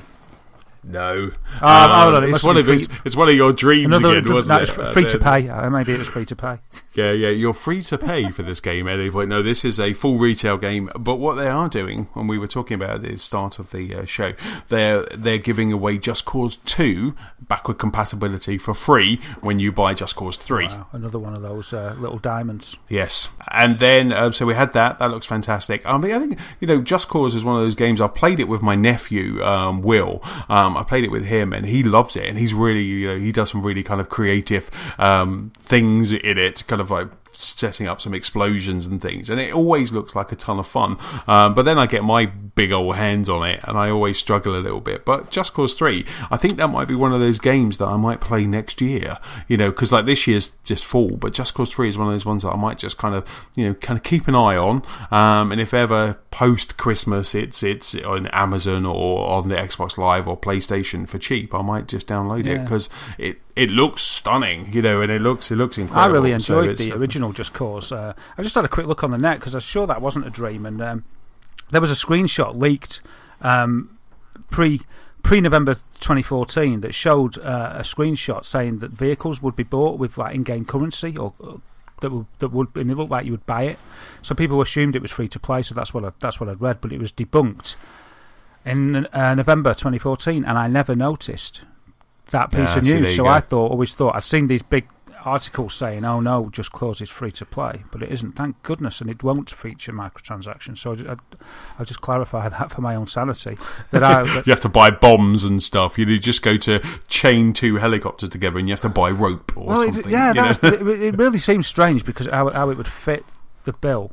But yeah, that's really good. I've learned something there because I was looking at that footage and I hadn't seen that. I must have missed it, and I got sifted out of my news filter for some reason or other. And I was thinking, holy mackerel, this looks amazing for a free game. What's going on here? But there we go. I've been shown the path. There you go. And then next up was Dan Greenwalt from Turn 10 Studios, and he showed us some more of Forza 6, which I've already pre-ordered. It's all sitting there on my dashboard already, and that was interesting. Looked fantastic. They were talking about puddles, talking about kind of wet racing.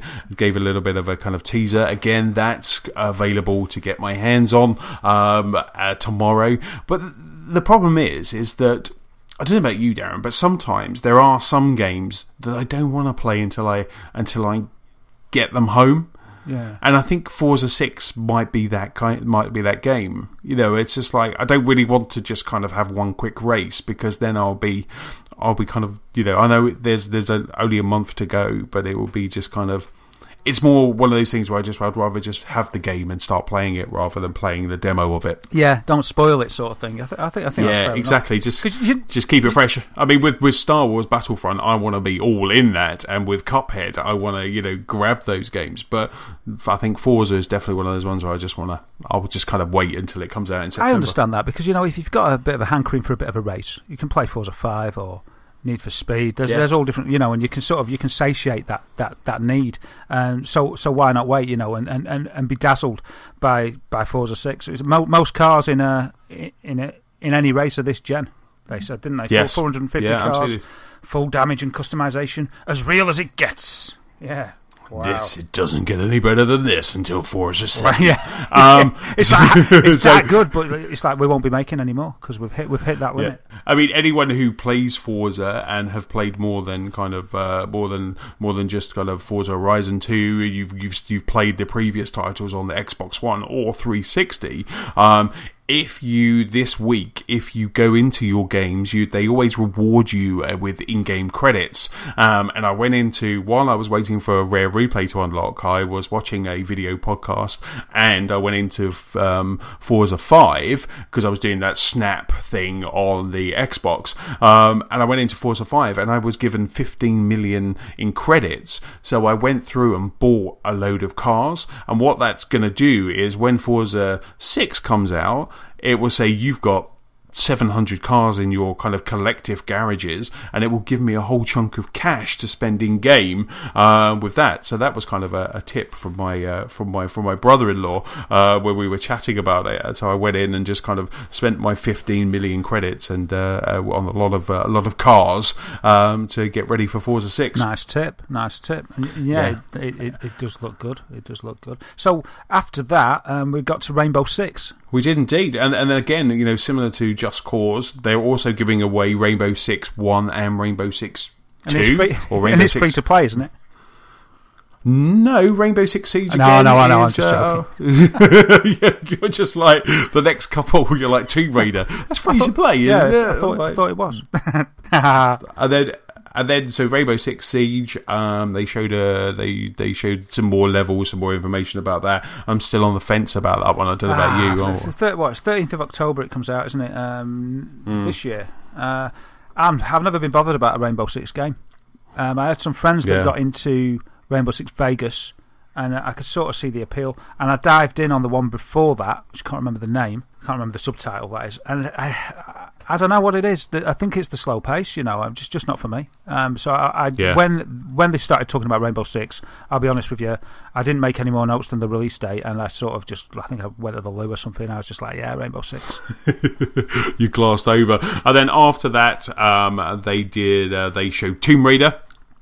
So Tomb Raider they showed some more playable section. This one actually included a tomb. It was very tomby, which was very cool. But they also showed some a lot of the sneaking mechanics and distracting guards and things like that. And it looked incredible. Yeah, it looked really good, and as well as looking incredible, I just thought the sound struck out for me, and bringing the drama home in the game. The sound is really good, and I just think because it's kind of a story and an engaging storyline, kind of linear game.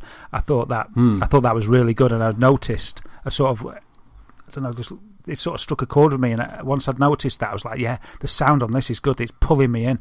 I thought it was really cool the way she did that 2-arrow shot. Did you see? She sort of lined up 2 arrows with a crossbow and then bing, bing, like they just let them go. I thought that was really good. And yeah, for me, because it was more stealthy, it didn't sort of leave my jaw on the floor as much as the Ice Mountain section from E3. But nevertheless, it showed they got the confidence to show. That's kind of just like you could be watching your mate play the game. It looked good. So yes. yeah, I mean, no, it really did. Like I say, there was lots of kind of distracting and kind of running around and taking those guys out slowly. It was very the one where she was swimming underwater and there was a guy just on the edge of the water and she kind of took him out. That was very kind of reminiscent of almost a Batman of the Arkham series, and that just kind of I did have a bit of a grin when I was watching that bit, and that was very cool. Apart from that bit was good, and the 2 arrows bit and noticing the sound. Just an appreciation of the game as a whole, because I do really like it. I sort of thought there was no need to show it, and for the same reasons you mentioned about Forza. Really, it's not an open world game. We'll all go through that bit. If you buy the game, you'll end up playing that bit. Admittedly, there's probably a couple of ways you can go at it: all guns blazing or stealthy. But I just thought, and these games aren't massive these days. They're only 7 or so hours, and I sort of think it's too much. Don't show. Give us more hints. We've seen that great set piece at E3. You've got me there. I don't want to see any more, but I will watch it if you show it at a conference, and then I'll be like, I'm going to have to play through that now. But it wasn't show-stopping enough for me to warrant showing it, but it still thought it looked great. Another one that I'll just definitely be getting 13th of November 2015. Yeah, can't wait for that. It's going to be fantastic. Like you say, I definitely think it's one of the ones to either kind of crank up the surround sound or stick the headphones on and play that. And then, so Phil came out and I thought that was it. I thought we were going to wrap up at that point, but he gave a Steve Jobs-esque, we have one more thing, and out came Bonnie Ross. So Bonnie Ross from 343.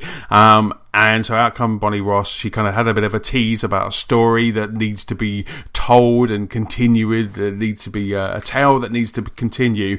And then they gave for me, which is possibly, even after all of this good stuff, the thing that kind of won me over and was probably my favourite announcement of the show, which was Halo Wars 2 is coming to PC, to Windows 10, I should say. I shouldn't say PC. Windows 10 and Xbox One in 2016, and I was just blown away. I thought it's kind of up there with a Viva Pinata 3. I never thought it was going to happen, especially as they shot the studio that made Halo Wars. Pretty much as they shipped the game, didn't they? They kind of shot ensemble just as they shipped the game. They were like, that's it, you're done. So I never thought they would retread the RTS Halo Wars again, but they have done, and Creative Assembly, the guys behind Total Wars, are going to take the hand on that one. So, which was a very good choice, but also an interesting choice as well. Yeah, I mean, if you're going to get somebody to make a game of that ilk, you can't beat the Total War guys. I mean, they're the experts, aren't they? So for me, I don't know much about Halo Wars. I sort of skipped it, and I was like, what's she going to say? What's Bonnie Ross going to say to me here? This is going to be amazing. And she said Halo Wars, and I sort of thought it was a sequel to Spartan Assault at first. And I was like, oh, what's that about? And then I realised, it was Halo Wars. which is a different kind of game. Yeah. But I never got into it. But if it's... Oh, it's really good. I mean, hopefully it will come in backward compatibility. I thought they were going to say, and you can get Halo Wars 1 now on backward compatibility or something like that. I bet it will be a Games for Gold very soon. I thought they were going to say Reach is now available in the Master Chief Collection, because that's the one that's missing. So I thought maybe they were going to announce that. Yeah, that would have been really cool. That would have been kind of nice, packaged all of those off. But they didn't. They announced Halo Wars 2, which it's a very good game. I'm surprised you haven't played it, because it is it's a really good game. It's the people that have played it, the people I know who have played it have all loved it. Have really got into it. It was...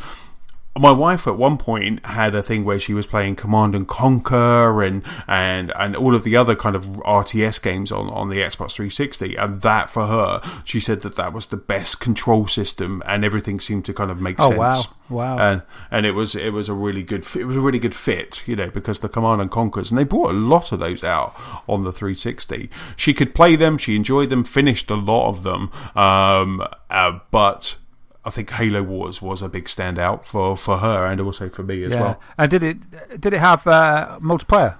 It did. It had multiplayer, yeah, because I remember I remember my wife will probably kill me for saying it, but I remember an argument that we once had when we were playing multiplayer, because I just went, Nicola was there building her bases and stuff like that, and I just went gung-ho, and I just threw everything at it quite quickly, and so I got told off for playing it wrong. How to have an immense row. Yeah, exactly. But that was just like, that was so thanks Halo. Well, yeah, I've never played an RTS on a console. I used to play them on PC, but I never played them on a console. So that's why I just thought of RTS, skip it. So I've not played any of them really. The odd demo, and I was just like, I don't really like it. So yeah, but if you give it that.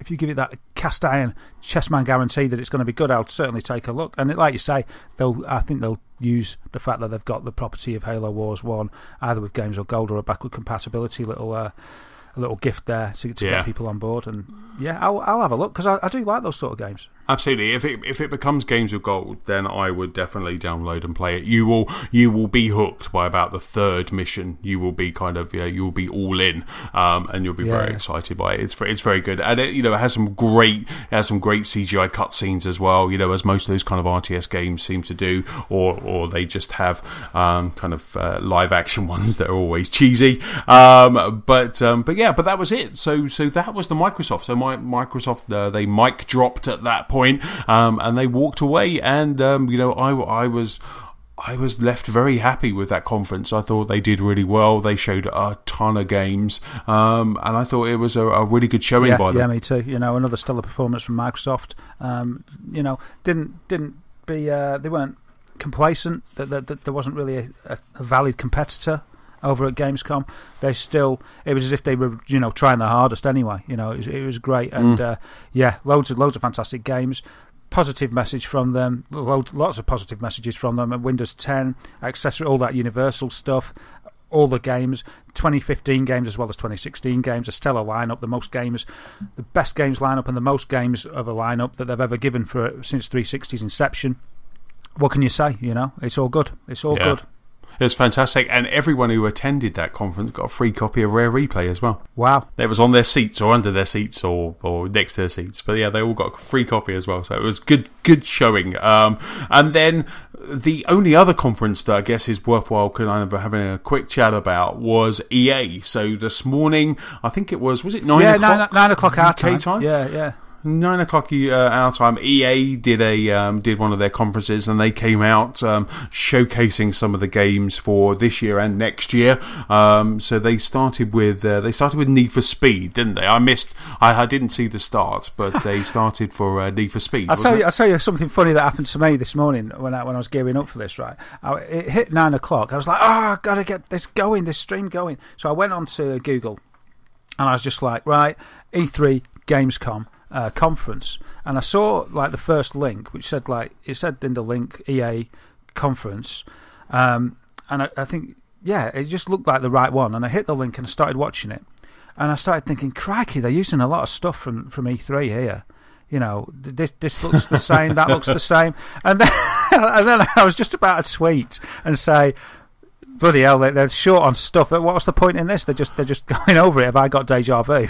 But just before I tweeted that, I just had a closer look and noticed that I was watching the bloody E3, their E3 conference, and I was like, oh my goodness sake! And I was like, it was like 7 minutes or 9:10, and I was like, oh for goodness sake, quick! So I quickly had to close that and then find the right one, and I was like, oh. How foolish is that? But I was such in a rush to get it started because I was a little bit late to my desk. Yeah. And I was like, and then I was like, oh, that's why it all looked very familiar, because I was watching a repeat. That's so cool. So I got on there anyway, and Need for Speed. I think this game looks really good. I don't like the cheesiness, I don't like the live action stuff at all, but I like the ambition. But we've discussed this before, and this is where it is a little bit deja vu, because they didn't really add anything that we've already talked about on our E3 podcast, so I don't think we should go into it too much. But the transition between live action and the game, now they did say, actually, they just added a little bit extra that I don't think I heard at the E3 bit, if they did say it, was that would be that was sort of in the garage, that bit. You know, it wasn't actually outside, and they said, you'll have hard work discerning the real life from the CG. And I thought, again, the way that the actors walked away, thank goodness they walked away, it doesn't work, EA. I don't like it. I don't know anyone that likes it. And then I want to know those people from EA that are sitting there watching that going, oh, yeah, this is amazing. We've nailed it. Yeah, they watch it in the boardroom and they all high five. Well, they, as they showed later, they just dance, I think, at EA. Whenever they do anything wrong, they're like, let's dance. And then they just start dancing. Yeah, they've got these paid dancers in the back, and whenever anything gets too cringy, they just just whack up the cringy to 11 or 12. And the dancers come in. Whoa! Press party. But we'll probably get to that in a minute. But I thought it looked good. I thought it looked. I like Need for Speed games. I like arcadey races. That transition was brilliant. Apart from the actors, but the racing. I hope it isn't all at night. And if it is all at night, I might skip it because I don't like games that are always in darkness just to show off lighting effects. But I thought it looked good. I thought it looked good. I like the fact that they sort of said that like it reached a peak with Need for Speed, like with all the subtitles and stuff. We had to sort of decide to sort of go back to the ground, and we had to look back to look forward. I think was one of the quotes, and I thought that was good. And so this is more than a maybe for me. I'll probably be getting it because I haven't played an arcadey racer for ages. I think there's a gap. Because, Forza isn't arcadey, is it really? No, not at all. I mean, even Forza Horizon 2, which is kind of a little bit less, it's still not really arcadey. Yeah, and Drive Club isn't arcadey either. So no. I need a game like that. The most realistic I've ever got was Project Gotham Racing. And that... Drive Club was a little bit like that, but so I'm looking forward to this. I don't really like when Need for Speed first came out. It was more real than I liked. I remember when it first came out, I was like, "Oh, this is a bit realistic." But I quite like these games at the moment, and I think it looks really, really good. So I reckon it might get an 8 out of 10. So I might be getting it. Superb.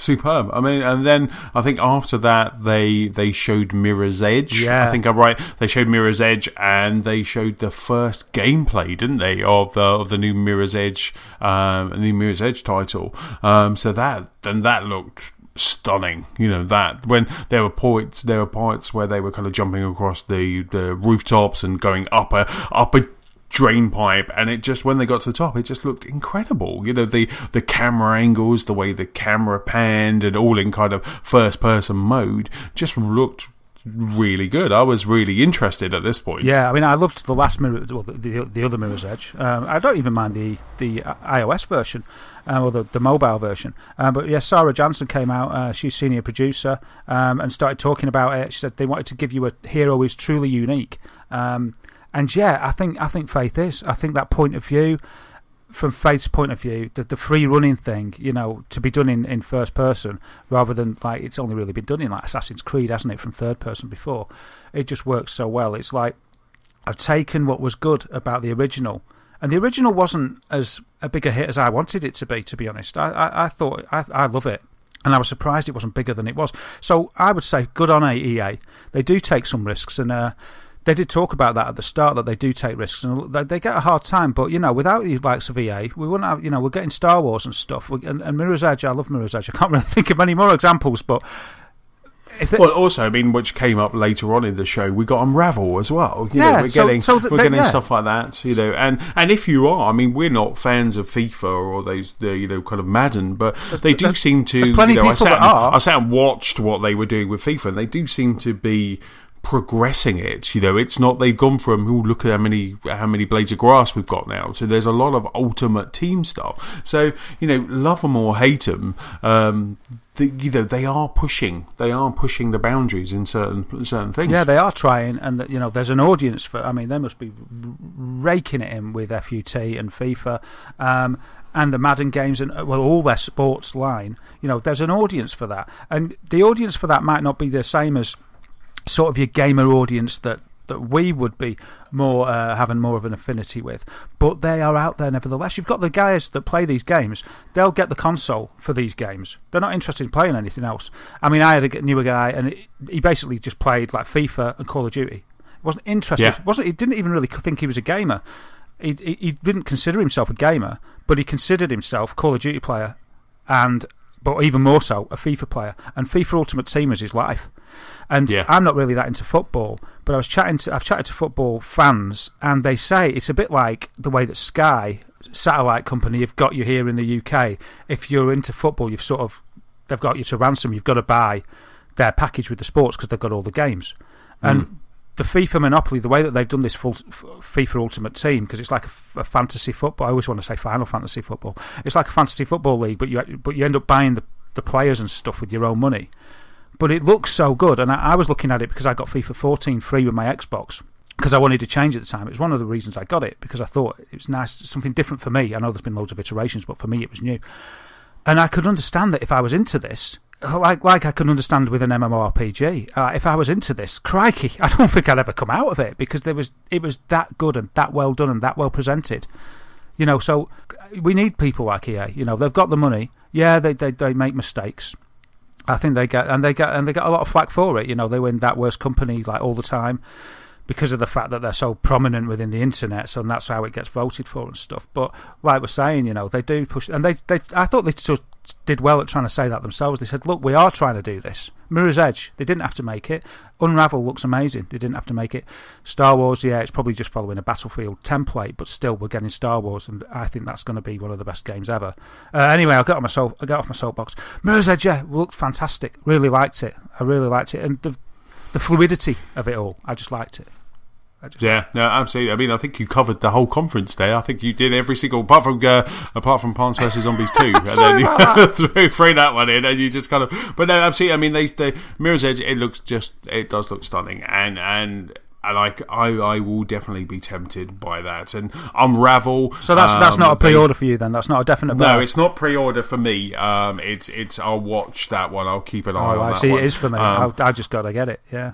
Wow. Unravel, the next two that I want to talk about, Unravel will definitely pre-order the moment that's available for pre-order. God, that game just looks just full of charm and personality and life, and they showed a bit of gameplay with a beach tide kind of washing in, and first of all, the guy playing the demo killed Yanni, the little kind of Unravel figure. He kind of killed him, and then they did it properly, and I just loved that puzzle. I was just like, I want to play that. I wanted to play that right now, you know. And it just looks incredible, looks stunning, and it was the same chap from E3, the guy who won E3. He kind of came out, and he got a big round of applause as well when he came out.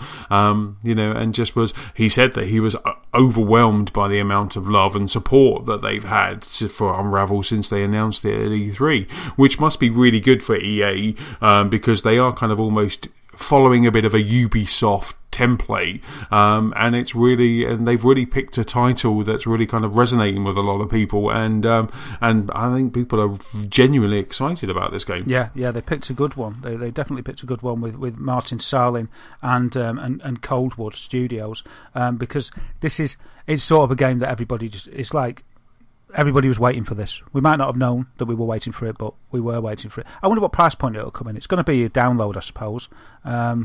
I reckon it's worth $14.99 tops. Yeah, I think it'll be. I think you're spot on. I think it's that mid price point, isn't it? It's not a cheap title, but at the same time, it's not a AAA. Yeah. You can see its quality. I mean, yes. It looks so good, and the way the way when he sort of made a mistake and then he had to.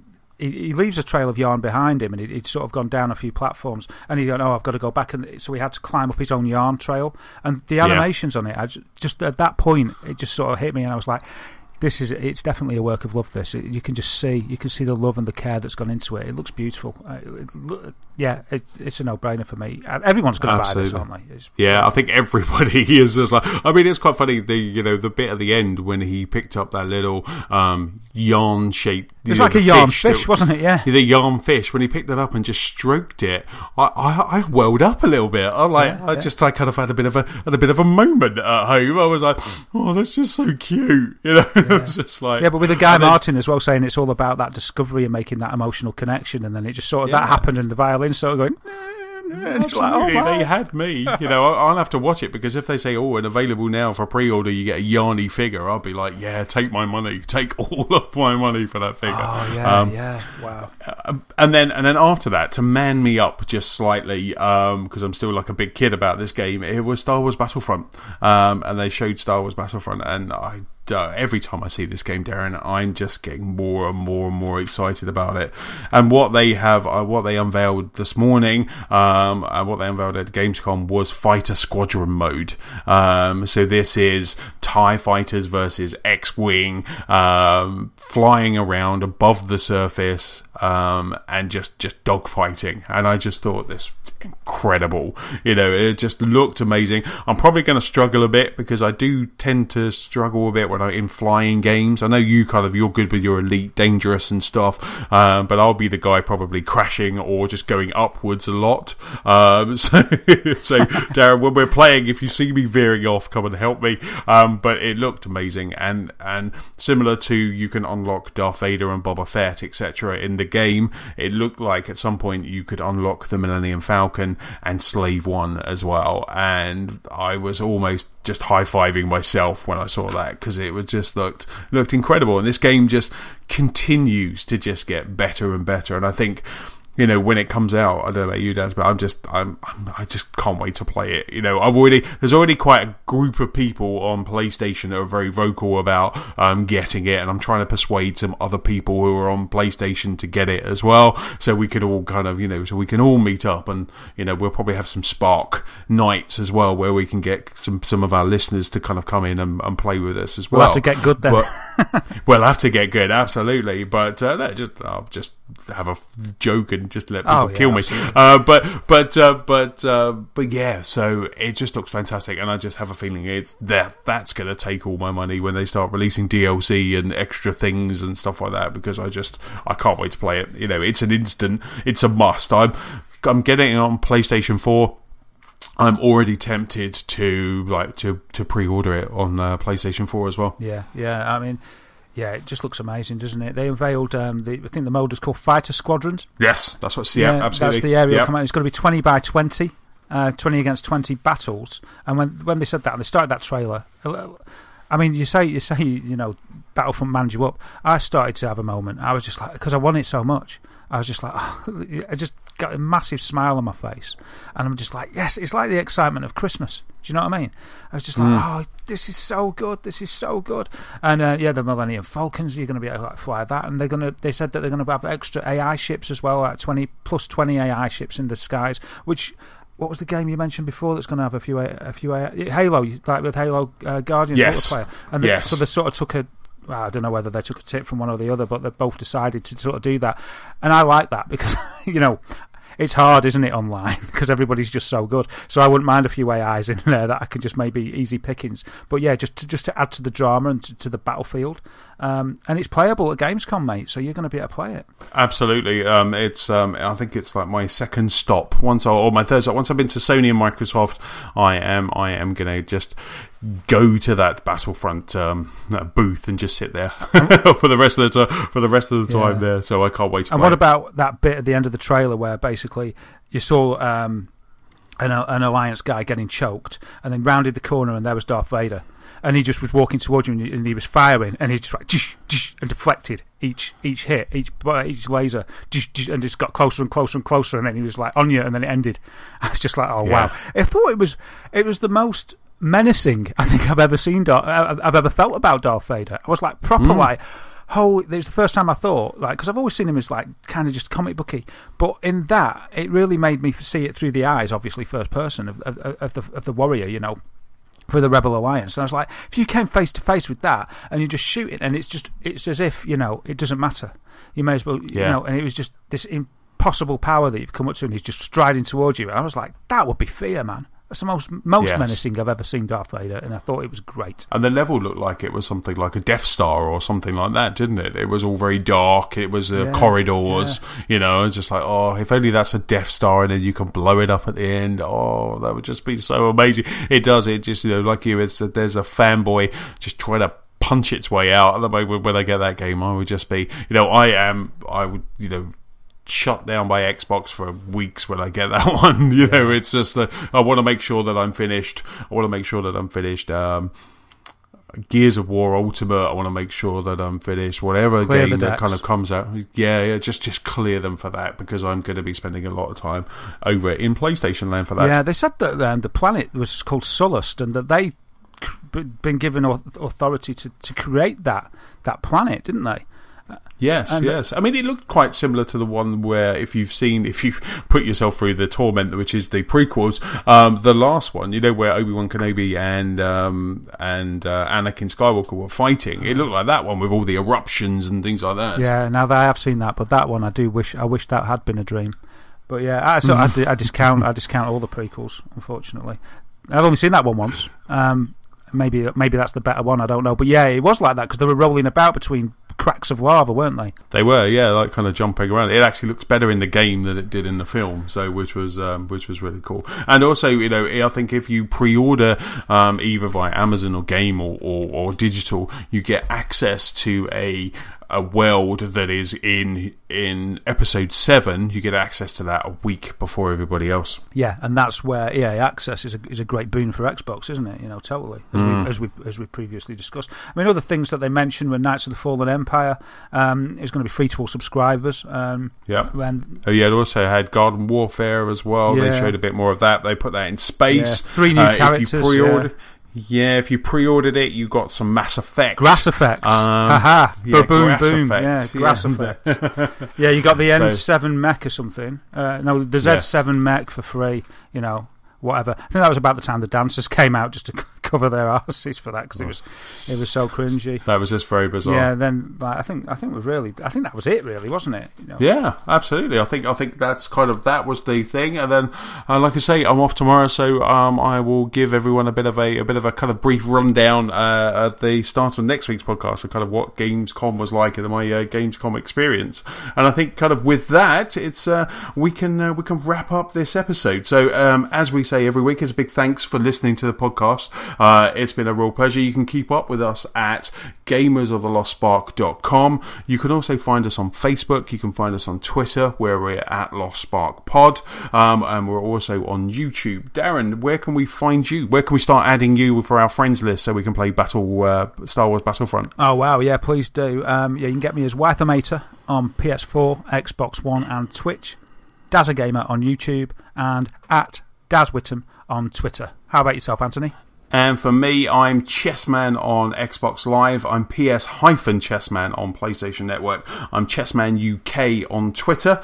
If you have any feedback, please send us an email. You can send it to feedback@gamersoftheLostSpark.com. And if you're feeling generous, please leave us a review on iTunes. And speaking of a review on iTunes, a big thank you to someone called Image Demon, who gave us a fantastic 5-star rating. That really made my week last week, so thank you very much, Image Demon. You're a star. And so with that, I will see you next week. Catch you later.